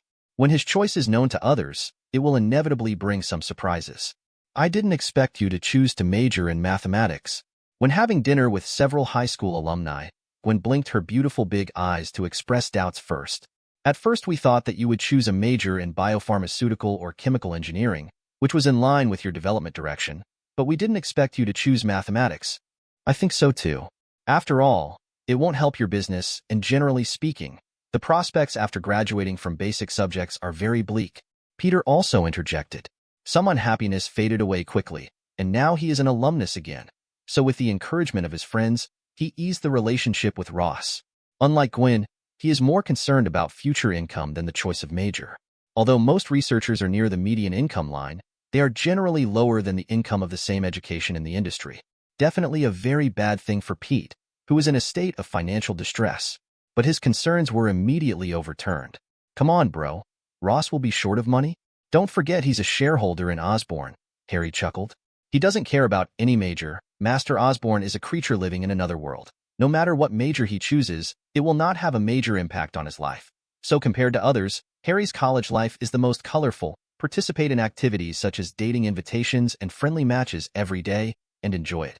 Pete and Gwen don't have such a free time. They have to work to pay the rent. They run around the streets with their cameras every day as part-time photojournalists for the tabloids. At the same time, they also have to do some unknown secret activities. And the other insisted on staying with Dr. Connors for an internship, often traveling between the campus and the laboratory, and rarely even went home. In fact, Ross has done more and worked harder than them. It is said that students in top universities read a surprisingly large amount of books, often up to hundreds of pages a week, while Ross's reading volume exceeds this number by more than 10 times. And it is also necessary to stop frequently to summarize and reflect, which can be imagined to be labor-intensive. However, when there is a goal in a person's heart, he is like an army in the active attacking stage, automatically mobilizing all the strength of the whole body to invest in it. At this time, all the fatigue will turn into happiness and satisfaction, so he doesn't care how much he pays. As long as it is worth it, let alone he has a good reason. Mathematics is the foundation of all sciences, the basic elements that make up all things. Don't underestimate it, Ross said leisurely while drinking coffee slowly. Your theory is so fresh. I always thought I was made of cells, or more specifically, hair, blood, bones, or something like that. Harry messed up on purpose. Then let's understand it in another way. Ross raised his eyebrows and explained slowly. You have about 200,000 hairs, which grow about 0.4 inches per month. In a normal state, you lose about 45 hairs a day, and it can reach 60 in a long time. Your heart file size is about the same as your own fist, and it weighs about 300 grams. Accounting for 1/20th of your body weight, it sends blood to the whole body through a vascular system with a total length of about 124,000 miles, with a total of about 4.5 liters. When you were just born, there were a total of 300 bones in your body. There are 94 bones that gradually integrate, leaving 206 at the end. You see, these are the numbers that make you up. Harry Momohead, there are things behind common sense that he doesn't know. Look at our restaurant again. It has a usable area of 30,000 square feet and 1,784 chairs. Each person occupies an average of 15 square feet. It is designed to ensure that two people will not touch each other's legs when they sit and eat. According to the human body sitting size, the size between the chair and the table is between 1.9 to 2.4 feet, and the distance between the table and the table is greater than 2.5 feet. Outside of these tables and chairs, an average of 50 students corresponds to one chef serving them. The entire restaurant has 35 chefs, for entrances and exits, 28 windows, 446 tables, the same numbers that make up the restaurant. The corners of Peter's mouth twitched a few times, which he had never observed before.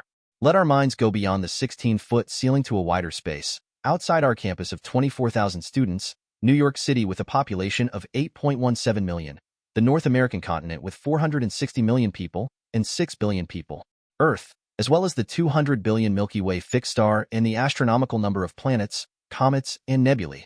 They still need to be measured by numbers. Since these existences are all related to numbers, why can't it be said that mathematics is the basic element that constitutes all things? Ross' rhetorical question left the two speechless. He has not mentioned more areas, such as his plan to build a huge database, collect information about relevant targets, use the law of cosines to classify, use dynamic programming to guide, use the exponential model to arrange, and finally split the research projects into countless small topics, mix them into the plans of top research institutions around the world in various ways, and use the intelligence of all human beings to serve themselves. Imagine that when Ross intends to compete head-on with an opponent like Magneto, he can release topics to various universities and research institutes in advance, and use the wisdom of the crowd to calculate the super ability and conventional tactics of Magneto's ability to control metals. Knowing is part of what you accept, so there's no way to tell the truth. In order to obtain funds, a group of doctors excitedly took over the project, braved the wind and rain to go to the scene where Magneto appeared day after day to measure the magnetic field and observe tactics, and published articles for this purpose, such as XXX Biological Magnetic Field Action Mode, XXX Metal Manipulation Dynamics Research, and so on. In the end, the scientists received the funding with satisfaction, and Ross got valuable information. He can conduct targeted research again and release new topics, such as anti-strong magnetic field effect, the design and manufacture of force and magnetic field stealth equipment, etc. Finally, greatly increase the probability of victory compared to the precious life, He just paid some money. What is not worth it? Conversely, Magneto lacks these rational and professional understandings. As a master of magnetism, he should know that electromagnetic force is one of the 4 basic forces of the universe, and all light is the oscillation of the electromagnetic field. Under a strong magnetic field, many substances exhibit magnetism. Even water can be magnetized. If Magneto really tries to discover his potential, he will be far more than the ability to manipulate metal. Unlike a genius scientist who could open up an era by himself decades ago, the development of science and technology today cannot be supported by one person alone. After the rough armor with a short lifespan at the beginning, Stark has to rely on artificial intelligence to successfully complete the follow-up research and development work. Ross is no exception, otherwise he would put all his energy into research work. Intellectual achievements are inexhaustible, and the ability to distinguish the true from the false and to coordinate these abilities must be inseparable from the support of mathematics. So he chose this major to lay a solid foundation for future growth.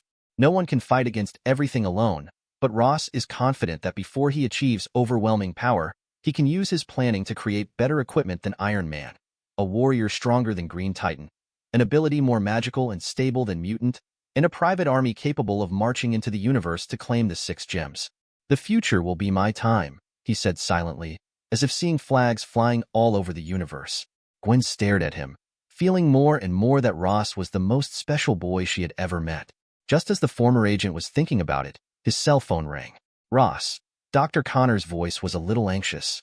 We're in trouble, and I think you need to come to the lab as soon as possible. 016. When Ross arrived at East 97th Street, it was already afternoon. At the moment, the sky was getting gloomy. Thick clouds gathered from all directions to cover the sun, and a cold atmosphere gradually spread in the air.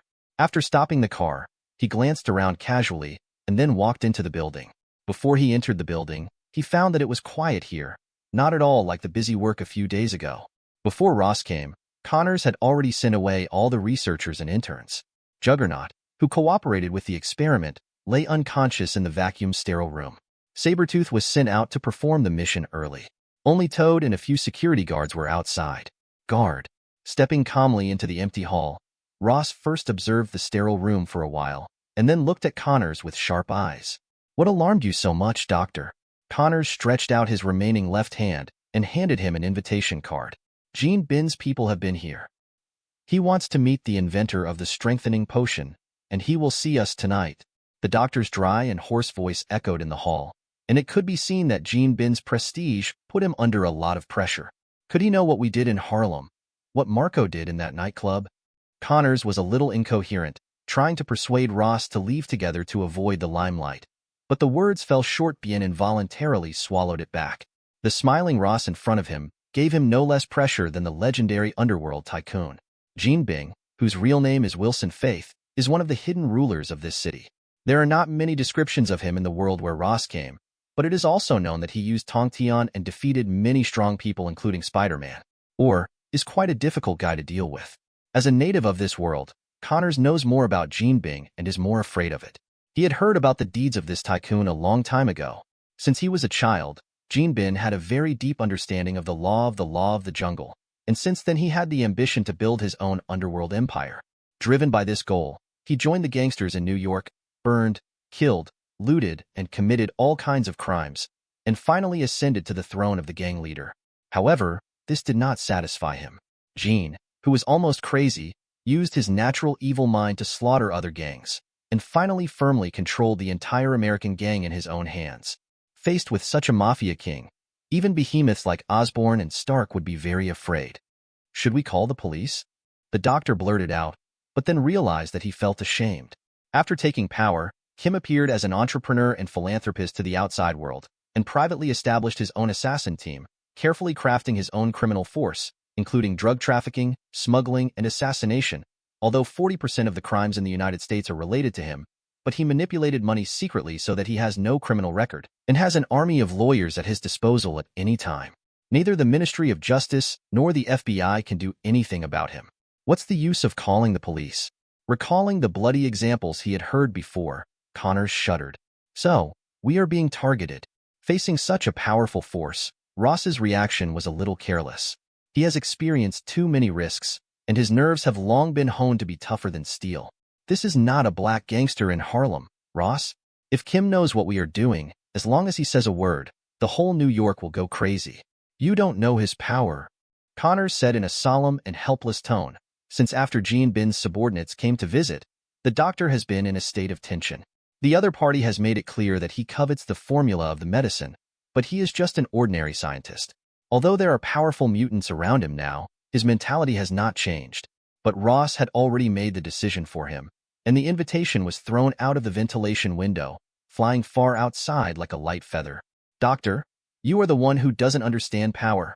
Passing Connors, Ross went straight to the most secret training rooms, looked inside through the transparent glass. In the 200 square feet of space, deep red the creeps are faintly wriggling. Look at the resources in our hands. We have just scratched the surface, and there are such gains. Compared with them, what are gangsters? Ross looked at the ugly creep, but his eyes seemed to be admiring a famous painting. The red living tissue fluctuates all the time, expands, contracts, and grows and expands in the room at a speed visible to the naked eye. These seemingly weird things are one of his trump cards. The mutated cells picked from Juggernaut and Sabretooth were carefully cultivated and hybridized with the famous HeLa cell line in the biological world to produce several new varieties that meet the needs, and then programmed and directed a series of processing tasks to finally form a brand new supercreature. The material was made into a dark black humanoid equipment covered with fine scales that could not be seen at all. This process is simple to say, but the whimsy is beyond ordinary people's imagination, and the task is extremely cumbersome until it is actually started. Most of the money that Ross obtained from Norman returned to Osborn Industry and was replaced by this industrial giant.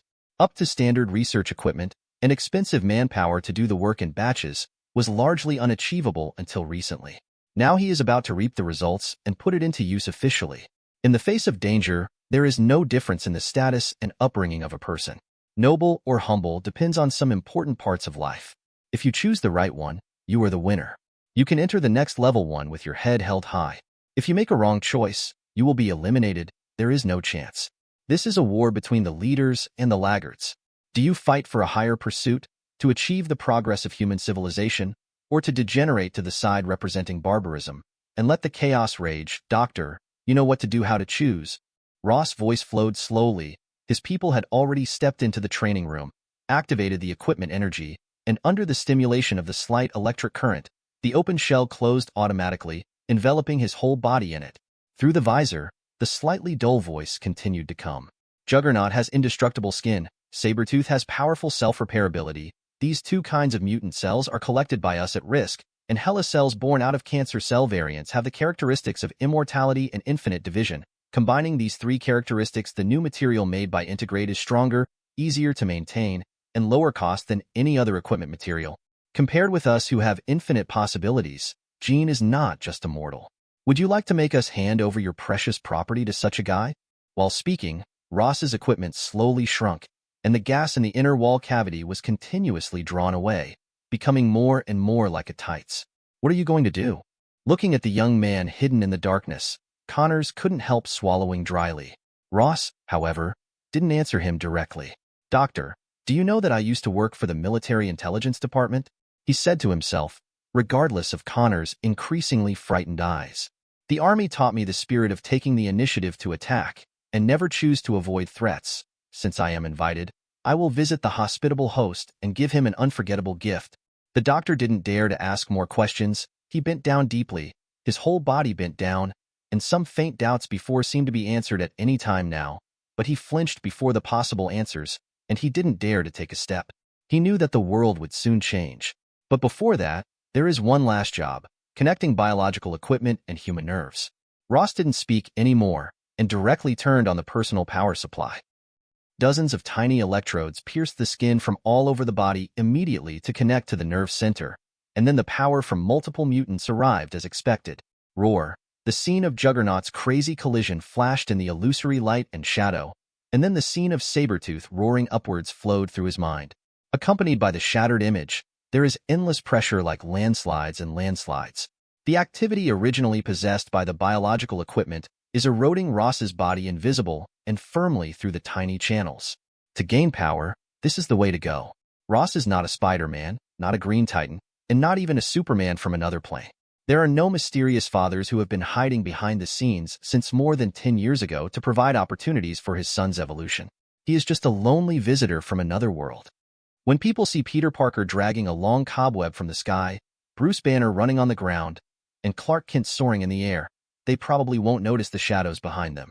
If you want to gain power from them, the biggest possibility is to produce monsters like abominations. How dare Ross risk his life? So he turned his attention to mutants, using the two mutant groups when they are weakest, to obtain precious entities. The information is for your own use. Until today, his real strength is still inferior to Peter, and he can only rely on his mind to develop equipment and make full use of his own skills to gain an advantage. But after today, everything will be different. Silently feeling the nerve connection process, a cold and inexplicable emotion quietly rose in Roskshing's mouth, and he clenched his fists unconsciously. The power is soaring, coming like waves. Waves of astronomical tides, as if there will be no rest and no end. But Ross's will is as firm as a rock, and he will never waver despite the huge waves and howling winds. Just when the flood seems to completely engulf the world, the suffocating pressure suddenly receded like a tide. From this moment on, all the external forces were perfectly integrated on his body and flowed through his body instantly like streams of warm spring water. In the endless darkness, Ross clearly felt an existence like a vortex of stars running slowly in his body. Middle. Bang. Opened his eyes, saw the light again. Ross flicked his finger, and a roar erupted in the air immediately. The book of Samuel in the Old Testament says that the rich who take what others have only deserve to die. It also declares God's judgment. The sword will never leave your house. What you do in the dark, God will repay in the sun. Now, let the master see the retribution coming. He smiled, and Connors shuddered. 017. There is an inconspicuous private road in the waterfront area in the northwest corner of Manhattan, which extends out from the side of the road, deep, into the lush hills. The tall North American basswood and the palm trees are the first line of defense here. They are always arm in arm and shoulder to shoulder, silently straightening their bodies, faithfully performing the duties entrusted to them by their masters, and strictly blocking the outside world. Prying eyes. Pedestrians passing by can only see tall, towering log, cabin-shaped street lamps on both sides of the road. They stand in rows at the end of the iron poles, quietly emitting orange-yellow soft light in the dark. Winding along the road, passing through several checkpoints, several twists and turns, and then passing through groups of thick and strong guards with weapons and ferocious dogs dripping at any time, you will arrive at the holy place of terror in the eyes of underworld people, the famous Faith Building. In the eyes of those low-level gangsters who have no chance to visit, the majestic underworld emperor, His Majesty Jean, is always entrenched in this iron-gray tall, towering building, with supreme majesty, condescending, watching his trembling subjects randomly spit out the words kill or pardon in their respectful pilgrimage to decide the future fate of these big shots. Definitely the above is purely imaginary. It is by no means true. Like those real big shots whose names are left in history, Mr. Jeanbing is usually amiable. He has a round and smooth bald head, two thick and lush eyebrows, no beard on his lips, and he always wears well-dressed white and formal attire. Yushunko often wears a playful and lovely purple or blue silk bow. If you ignore his 6'7" height and 450-pound weight, some college students who are new to the world may even mistake him for an accomplished artist or poet. Under such an appearance, many strangers were once bewitched by him, and they couldn't help admiring him. He is such an upright and amiable man. If such a decent and friendly person gets angry one day, it must be because the people below don't know how to love themselves, which annoys him. Just like now, an unlucky ghost is lying on the ground pitifully, sticking out his tongue with all his strength, holding a golf ball with the tip of his tongue trembling, while his companion. Another unlucky ghost is naked, hanging upside down from the ceiling 20 feet away. Our amiable Mr. Kimbin holds a metal golf club in his hand. Golf the best way to spoil a walk, Winston Churchill said so. He swung hard, and the wind was loud, and there were muffled and tragic wailings from both directions at the same time. And I say it's a world of beating each other. The only difference is that the stick in my hand is much harder than yours. Ignoring the two bloody faces, Jean put down his cue, picked up a handkerchief to wipe his sweat, and then a stalwart man in a blue velvet tights with a gun target on his forehead pushed the door open and entered. It's been arranged according to your instructions.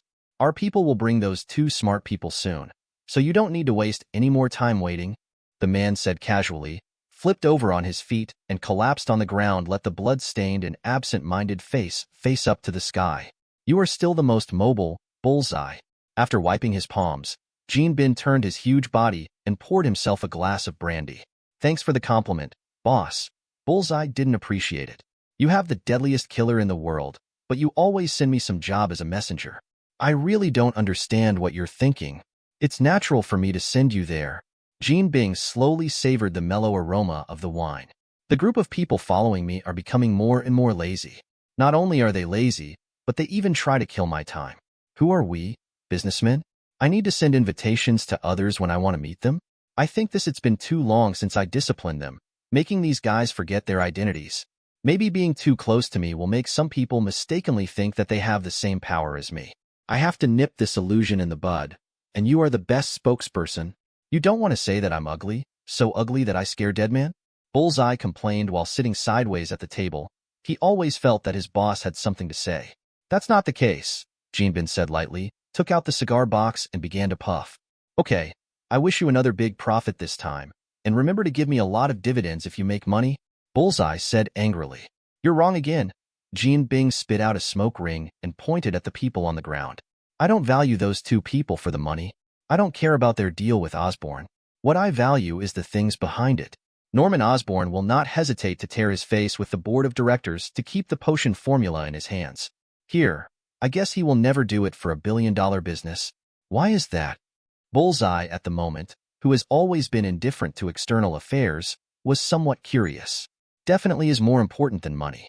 Osborn's physical enhancement plan is no secret to people of our level, Jinbin said proudly. Giving up power for money is a mistake that almost everyone in this city makes. It's a pity they don't understand that money is just a giant mansion on the beach in Manhattan with a shelf life of only 10 years, and strength and power are ancient stone buildings. It can stand for a long time for the owner. Only for this reason, Norman, an old fox, will desperately keep the secret in his own hands. I don't want patents, I don't compete with pharmaceutical companies for the market, and I don't want to share billions of dollars cake, but I must get the recipe, and I cannot allow it to be taken away by others. That's why you're so angry at the delay down there. Bullseye finally understood, staring at the two hapless ghosts thoughtfully. Jinbin nodded, took off his suit, and walked back and forth in the room. Norman's flaws won't be exposed for a long time. We have to buy time before he does it. Stark had a chance, but that playboy Tony squandered the chance, and giants like Watson Hunt Pharmaceuticals are used to playing it safe and like to use the minimum price in exchange for the best interest. They are still waiting for news from the Ministry of Defense, trying to take advantage of the outbreak of civil unrest in Osborn before tearing the fattest piece of meat from it. This is a vacuum period, but I can't wait any longer. When I get the definite news, it's already a step too late, and the group of idiots behind has delayed the opportunity again. The most important thing now is to bring people over as soon as possible and get what I want from them by any means. If smart people don't cooperate, Bullseye grinned, and with a light movement of his fingers, the two sharp knives skillfully danced out sparkling knives between his fingers. Then my dog will naturally teach them to understand human language instead of me. The Underworld Emperor's eyes were indifferent, and there was a faint murderous look on his body. Just as the private conversation between the two about the poor prey came to an end, the door suddenly opened without warning. A chill came from the corridor. At this moment, both Jinbin and Bullseye rang alarm bells. The room of the mafia boss is not for anyone who wants to enter. Except for Bullseye, who has no attachment to power, Jin is not at ease with anyone. To enter his room, there are only a few people except for his close confidants, and these people will never open the door directly in such a rude way. They should at least stay outside the door and ask for instructions respectfully, and only dare to open the door when they are allowed. Put your feet on the carpet in the room. But now, a stranger shrouded in shadows bypassed the procedures above and appeared directly in front of the door. Needless to say, he knew that the visitor was not good. No need to try. The mafia boss and the superkiller chose the right welcome method at the first time. Jinbin bent his waist and knees, leaned forward. His extremely strong body forcibly violated the laws of physics and was almost as fierce and sharp as a tiger descending a mountain. He sucked in the moon's chest in one breath and stood upright majestically. From the nearest place, he picked up a heavy black cane, and Bullseye, who was half sitting on the table, has already jumped down with amazing elasticity. Before his feet hit the ground, the two flying darts he was playing with between his fingers have already broken through the air. They turned into dazzling white light, bringing two faint afterimages flew erratically towards the throat of the visitor and Qian Yuexiong. The response is still so sensitive, and the response is still so appropriate. As expected of me. At this moment, time seemed to slow down. Although the bodies tensed up and their minds were focused, Jean Bing and Bullseye still praised each other at the same time when they glanced at their companions from the corner of their eyes. If you want to attack from a distance, you have to attack from a distance, and if you want to fight in close combat, there is a close combat. The tacit understanding of cooperation and the naturalness of action can be called seamless and flawless. Anyone who encounters them will have to be surprised. There have been many skilled assassins who died tragically at the hands of this pair of partners precisely because of their carelessness. Whoever you are, take your life today. In the blink of an eye, Jean Bing raised his thick eyebrows with anger and blood. He let out a loud roar and raised his cane high with all his strength. 018. Jean Bing's confidence is not unfounded. He is not a person who usually relaxes his requirements when he is in a high position. Anyone who really knows him knows that apart from his super-criminal mind, Jean Bing's own strength should not be underestimated. That huge body is not caused by obesity, and all the extremely developed muscles are hidden under the clothes. When he first entered this industry, Jean Bing relied on his bravery and fierceness to gain status for himself. At that time, streets and alleys, bars and hotels, and abandoned construction sites were all places where he frequented, and there were even traces of him slashing blood with a knife in front of the police station. After joining the gang, he had a horrible record of beating his opponents to a pulp in order to compete for the position of a small leader. Even now that he has overwhelmed other competitors to become the emperor of the underworld, Jean still has not stopped training. He will spare time every day to fight against the high-priced fighters hired from all over the world. The bouts rarely lasted more than 20 seconds, and the opponents he trained were often either dead or injured. These bloody experiences provided him with a wealth of fighting experience. But what is more outstanding about him is that he always prepares one more way than others. So in addition to physical training, Jean Bin also prepared a more concealed combat equipment for himself, which is the cane he is holding in his hand at the moment. It looks like an ordinary wooden stick, perhaps made of precious red sandalwood or ebony, which is expensive, but there is a mystery hidden in it. Just like the high-tech equipment used by the protagonists in spy movies, Jean Bin's cane also has endless attack abilities, which can emit laser light, poisonous gas, smoke, hidden weapons, and can also emit high-voltage electric current as an electric baton during close combat. It's really hard to guard against. Now is the best time for him to use these preventive measures. Ross, who just stepped in, had to face such a terrifying enemy. In an instant, Ross was the first to meet the two deadly flying darts thrown by Bullseye. They came through the air, flashed past with a faint streamer, and pointed at Ross's vitals with astonishing vigor. In the high-speed movement, Ross crossed the 10-foot space in an instant and stopped strangely before touching the blade. The transition between extreme movement and extreme stillness completely violated the laws of physics, just like running into a transparent the walls. The next moment, he backhanded back like lightning, held the tails of two passing flying darts with his fingers, and waved them, and the two sharp weapons immediately reflected back to the owner's Bullseye at a speed several times faster than when they came. He collapsed on the carpet in a state of embarrassment. At this time, Jean Bing's roar was still vibrating in his vocal cords. The sound waves had just come out of his mouth. The airflow was being compressed out of his throat by the contracted lungs, and a sudden blow had hit his forehead hard. With a muffled grunt, his heavy body flew backwards into the air, crushing several tables, chairs, and the entire wine cabinet with crackling noises. Wine bottles and cups burst in the air, and all kinds of sundries fell around him. Pieces of glass and a lot of dust is flying around. On the other side, the Bullseye of his own flying darts narrowly escaped the name of a deadly killer. Although he looked a little flustered, he quickly pulled out his pistol, half kneeling, and fired several shots at the ghostly erratic target. Bang, bang, bang, repeated gunshots. The bullets shredded the afterimage left by Ross, but his person had disappeared in place. Before Bullseye could react, his eyes dimmed, and Ross aimed at him sideways and slammed into him. Juggernaut's invincible strength characteristics are fully displayed at this moment. With a loud bang, Bullseye and his gun were forcibly knocked out of the room, rolling and hitting the floor-to-ceiling windows of the balcony. The special bulletproof glass couldn't stop such a fierce impact, and the entire glass window exploded with a loud bang. It turned into silver light all over the sky, floating in the night sky 20 stories high. Help, help! In the hoarse cry, a few bloody fingers tried to grab the outer wall of the building, and Bullseye desperately pressed his body against the smooth wall, hanging in midair and screaming uncontrollably. The fight just now took only 2 or 3 seconds, and now he knows the fear. If it wasn't for the cushioning by the French windows behind him, he would have plummeted straight to the hard ground 200 feet away and smashed into a puddle of flesh. Looking at the vast void under his feet, this deadly killer trembled all over. No matter how many people he had killed before and how many exciting experiences he had, compared with the danger he was facing at this moment, his feelings would always be very different. Ross ignored him and walked to Jean Bin, who was wriggling on the ground. The muscles that the underworld boss is usually proud of did not play a role in resisting him.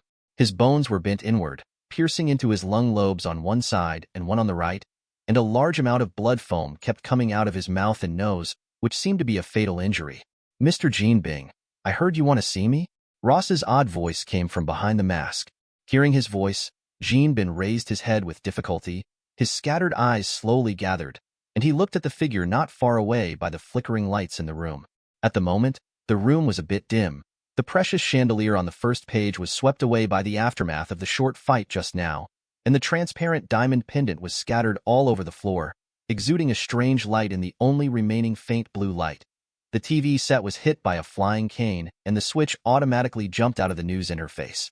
Snapped with a soft bang, electric sparks like silver snakes exploded, and flashes of light splashed in all directions, like a festive firework, illuminating the dimly lit room. With this flash of light, Jean saw a black figure. "Who are you?" The blood loss and lack of oxygen made him dizzy for a while, panting heavily and asking intermittently, but the only answer was a chuckle. "Since you have seen me, please accept my gift by the way." As Ross said, one foot stepped on his crotch, and the huge force pressed the bone pierced into the internal organs to continue to go deep. Soon, the mafia boss couldn't breathe any more oxygen, and he began to use up his last breath. Strength struggled, muscles all over his body, but that foot was like a huge mountain.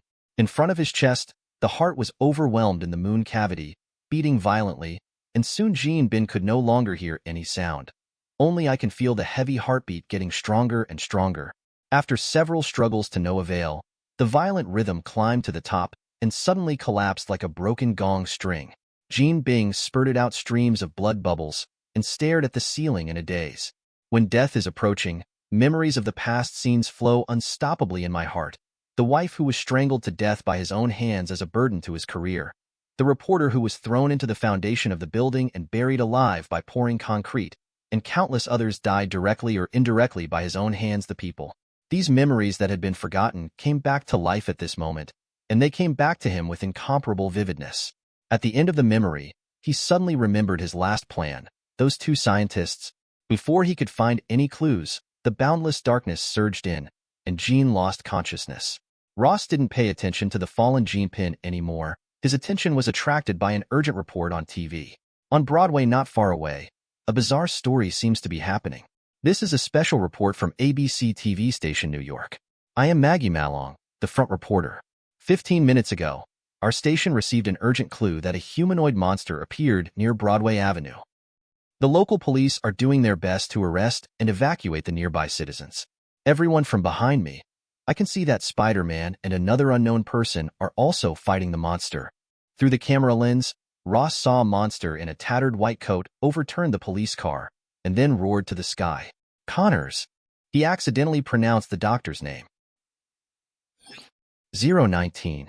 Rewinding the time to an hour ago, after Ross gave a speech before leaving, Dr. Connors gradually felt an indescribable restlessness in his heart. Am I really willing to be ordinary like this, and would rather be a weak person forever? He asked himself repeatedly in his heart silently. His irritability became more and more intense, like a raging flame roasting his heart, burning to the core.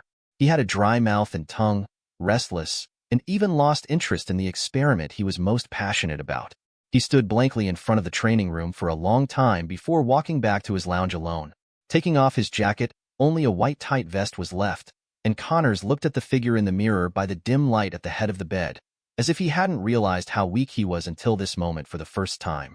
He was obviously a middle-aged man in his 40s, but he looked like he was showing signs of premature aging. The lively blonde hair when he was young has become pale and sparse at some point, and his body has become thinner and weaker. Only the bald broken arm on the right seems to have stayed at the moment it was torn apart more than 10 years ago. Kurt, can't you do something to redeem all this? He stared at his aging self in the mirror, silently chanting his name, his gaze slowly sweeping across the room. The brainchild of doctors who have painstakingly studied cross-species genetics for decades is stored here. Bookshelves full of scientific literature, sealed file cabinets, and demonstration boards full of character formulas pass by one, and finally stop at a closed lizard. In the pet cage, 5 minutes later, Connors changed his clothes and returned to the laboratory. Doctor, you want to go out? Toad was a little confused. He got Ross's order to carry out a security mission, but the doctor who usually wanted to live in the laboratory 24 hours a day looked like he was leaving. He didn't know whether he should chase him out, protect Connors, or continue to stay here. Don't worry, Todd. I'm going for a walk nearby and I'll be back soon. Connors said hello to Toad and walked straight to the elevator without stopping. But Ross said that it's not safe outside recently, so let's not stay outside. Victor will come back in a while. It's better to let him go out with you. Victor is Sabretooth's real name, and Toad tried his best to dissuade Doctor. However, his persuasion had the opposite effect. Feeling his own weakness, Connors was more determined to restart his research project and continue to explore the mystery of human and lizard gene integrate regeneration. He reached out his hand to stop the other party's persuasion, and then proceeded. Enter the elevator. Don't underestimate me. Scientists have ways for scientists to protect themselves. Connors patted his pocket, which contained a few injections just taken out of the cryogenic cabinet. As the elevator doors closed, Toad shook his head and walked back into the hall alone. As soon as he came out of the building, the doctor was bumped into by someone sent by Gene Bing and Bullseye. It's him, Kurt Connors. The leading man in black recognized the features of the severed arm at a glance. Without his further words, 7 or 8 accomplices rushed forward, forcibly controlled the unprepared doctor, and pushed him into the car. I didn't expect it to go so smoothly. You first send him back to the mansion to Mr. Bullseye, and I will lead someone up to capture Ross Byrne. The leader gave an order, and the two groups of people separated. Connors was stuffed into the back seat of the car, and 2 strong men on the left and right squeezed him firmly in the middle. The doctor wanted to resist and call out several times, but was stopped by the grinning gangsters. I advise you to be more honest. Boss Gene Bing wants to see you. Don't make fun of yourself. A man in black threatened, took out a pistol and gestured. The doctor could only stop struggling. Where are you taking me? The doctor yelled, but no one spoke. The convoy from East 97th Street went all the way, and soon got onto Broadway Avenue. From here, it went northward, and it took about half an hour to reach Gene Peen's headquarters. Just as he turned a corner, Connor's cell phone rang suddenly. The leader sitting in the passenger seat looked back, told his companion to press the hands-free button, and then connected the phone. This is Connors. Who is it? The doctor was forced to answer, but there was no reply from the other side of the microphone. After a few short electronic tones, only a deep, strange laugh was heard. It must be a harassing call, and hung up the phone, and the people on both sides didn't care. But what happened next was beyond everyone's expectations. What? The driver suddenly yelled, and he saw a weird figure on a skateboard pass by at high speed from the left rear side of the car. After rushing nearly 100 feet past the front of the car, he drew an arc in midair and turned around slowly. In the wide avenue, a strange man wearing a green armor, a ghost mask, and a light purple flight weapon threw a few pumpkin-shaped balls towards the endlessly passing vehicles with a long trail of smoke. Boom, boom. Dazzling flames suppressed the lights on both sides, and the air wave generated by the explosion was like a shockwave erupting during an earthquake, instantly lifting the car in front, and then the whole car rolled and flew backwards. Fuck. The leader sitting in the passenger seat was frightened and angry. He watched helplessly that the leading car in his convoy had no time to dodge and was flattened by the falling car, and no one in the car escaped. Everyone get out of the car and meet the enemy. These gangsters are all well-trained elites under Gene Bin, and many of them are veterans who have participated in the Marine Corps and have battlefield experience. After calming down, they drew out their weapons and used the cover of the car to fight back. Bang, bang, bang, bang. There was a loud gunshot. All of a sudden, the bustling public avenue seemed to be turned into a battlefield. It was thrown into chaos by gunshots and explosions. Dozens of passing cars made mistakes in the middle of the road. Sure, the people behind who had no time to turn around had to open the car door, bent down and abandoned the car with their family and children in a hurry to escape. People from Gene Bin, you shouldn't interfere. The weirdo laughed wildly, as if proud of himself for causing such a big commotion. The gangsters took the opportunity to shoot him again and again. Muskets flickered under the street lamps, and hundreds of bullets swarmed in. But they did not cause any harm to the strange man, but greatly angered him. "Be careful with this Green Goblin ghost," the little leader in Connor's car was yelling, and the strange man on it suddenly accelerated and flew over, jumped from midair, and landed heavily on the car in front of him. With the sound, 2 footprints were stepped on the metal front of the car. Green Goblin?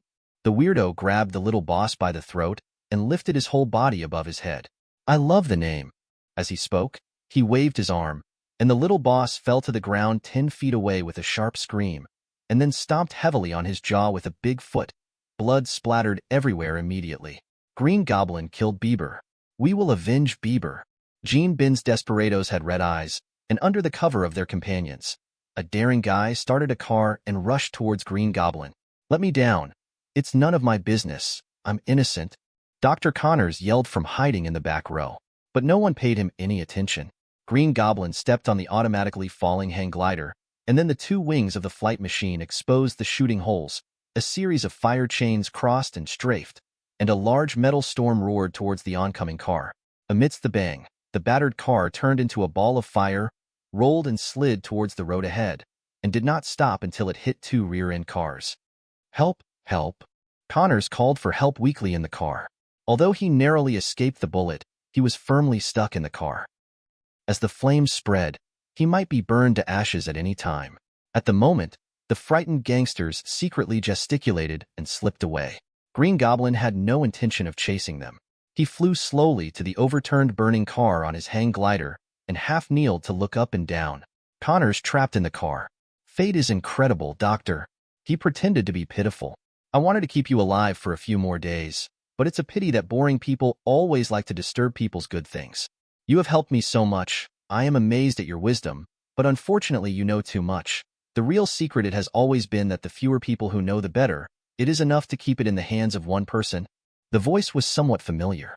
Connors looked over from the car, but he still couldn't see the other person's appearance clearly.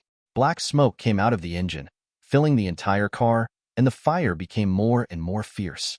He tried his best to fumble with his remaining left hand, trying to find a life-saving straw, when suddenly his fingertips felt cold, and he grabbed a few injections from the laboratory in his pocket. "If you had chosen to follow me, you wouldn't be at this moment. Although money is good, life is not as important. Unfortunately, you couldn't figure it out and insisted on starting your own business. Why didn't you think about it for a few minutes? There are 8 million people in New York, 7.99 million of which are destined to be trampled underfoot, just like you now. Goodbye, Connors, goodbye, Doctor." Green Goblin said triumphantly. Until the engine exploded again, only when the fire came out did they retreat. At the moment, the police had already received a report, and more than a dozen police cars roared from a distance with their sirens sounding.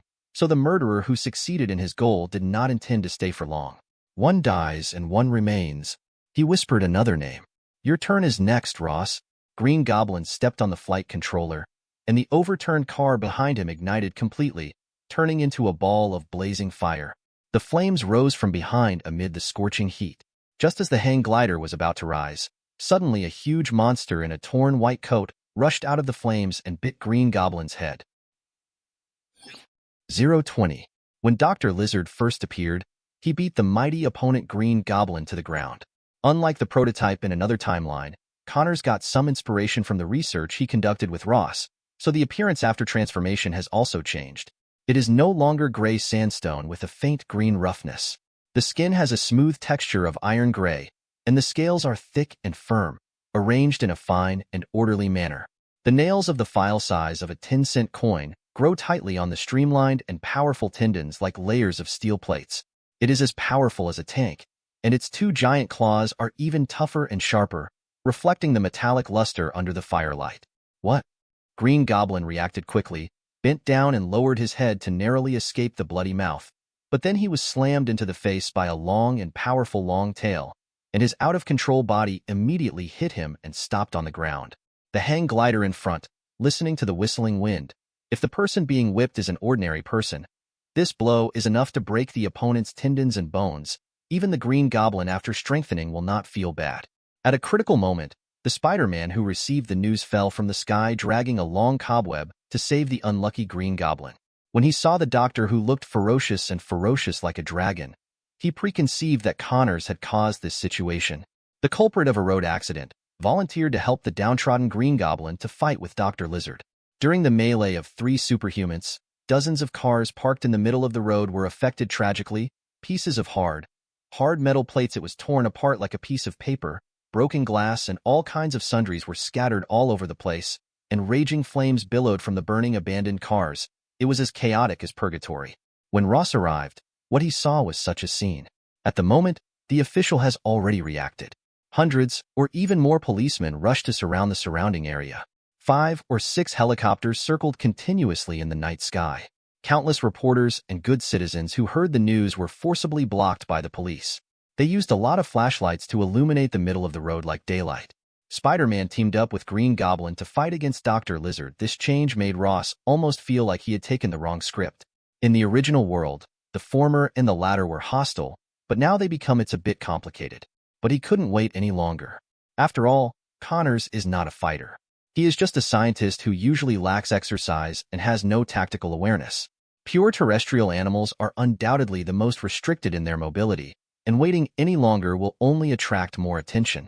Once the powerful department intervenes, it will be a huge trouble. So Ross made a decisive decision and walked along the high-speed street in the shadows. Movement, smashing several fire hydrant valves outside the crowd. Puff, puff. After the fire valves funded by the New York Municipal Department and specially used for high-rise buildings burst, the huge water pressure immediately forced the underground water to shoot up into the sky, intersecting and forming several overwhelming white waves, which flew into the sky like a fountain, and then flew to the sky not far away. The crowd everywhere poured water on their heads and faces. The heavy rain poured down, and the force of the onlookers immediately washed away the onlookers. Even the helicopters circling in the air and the police hiding behind the transparent shield also blurred their vision, and they had to back away to avoid the water for safety. Drenched by the icy rain, Connors gradually recovered from his rage. At the moment, he found that he was in a bad situation.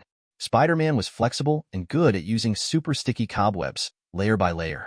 The layers stuck to his body, making him bind his hands and feet, and he would fall if he didn't pay attention, while Green Goblin took the opportunity to swim quickly outside, throwing powerful pumpkin bombs from time to time.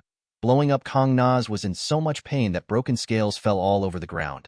To get out of danger, these two people must be defeated, but Connors couldn't do it under the combined attack of these two opponents, let alone face a large number of police and reporters after rushing out. Spider-Man can jump out of the encirclement, Green Goblin can fly away, but Connors can only run on the ground with his 2 big feet. Now he regrets in his heart that he should not have violated Ross's warning and left the experimental building, which led to the death of himself in order to survive. Injecting immature serum is in danger. Just when he regretted it, a familiar figure suddenly broke through the water curtain and appeared in front of him. Roar! Recognizing Ross, Connors roared excitedly. Ross ignored him, ignoring the water below his ankles as if his feet didn't touch the ground, and rushed towards the 2 opponents who were entangled with Connors. Go! The first to be attacked was Spider-Man. Relying on his agility, he was the closest to Connors, and now he was the first to bear the pressure. The 2 shadows, one red and one black, exchanged positions several times in an instant. Ross and Peter, who were also wearing masks, passed by high school classmates and stretched out their hands at each other. Peter's movements were swift and powerful and did not lag behind others, but Ross's skills far exceeded his imagination. As soon as the 2 of them came into contact, Peter's wrist was caught by the volley, and then Peter struggled to pull it back. With a sudden swipe outward, Spider-Man immediately screamed. He used the wrong force, and his wrist was forcibly pulled and dislocated by his own strength. Before he could change hands to counterattack, he was kicked in the abdomen, and he slid backward 7 or 8 feet and fell to the ground. Sorry, Spider-Man, I have to go first. Green Goblin saw that the situation was not good. He didn't care about saving his temporary companion just now, dropped a few pumpkin bombs and was about to jump on the hang glider to escape, and was chased by Ross from behind halfway. Seeing that, he punched heavily on the back of the waist, and the violent force surged out, almost breaking his lumbar spine into several pieces. With the force of the forward fall, he barely hugged the flight weapon, and flew out of the rain belt danglingly over the outside. Layers of encircling circles disappeared into the vast night. Now no one can stop Ross from taking the doctor away. Who are you? Seeing Ross turn around, The drenched Spider-Man knelt on the ground with his wrists in his hands and yelled at his back. It was the first time Peter suffered such a big loss since he was bitten by a spider. Ross looked back to see that Peter didn't answer. He didn't know when he picked up a large-caliber pistol that Jean-Bin had thrown away from the ground and aimed at his high school classmates several times. Peter didn't have time to dodge, so he could only close his eyes and put his arms in front of him, but the expected bullet didn't hit him. Instead, the fuel tanks of several undamaged cars behind were pierced, and there was a huge explosion. The flames erupted suddenly, and in an instant, the air waves created waves in the heavy rain. The bright flames dazzled people's eyes and forced the police to retreat again. Even high-pressure water could not extinguish the raging flames. When Peter opened his eyes, he realized that there was no one else in front of him. Thanks for watching. You can find the next videos in the playlist linked in the info card, directly on my channel, or right here on the screen. And as always, if you have any feedback, feel free to share it in the comments too.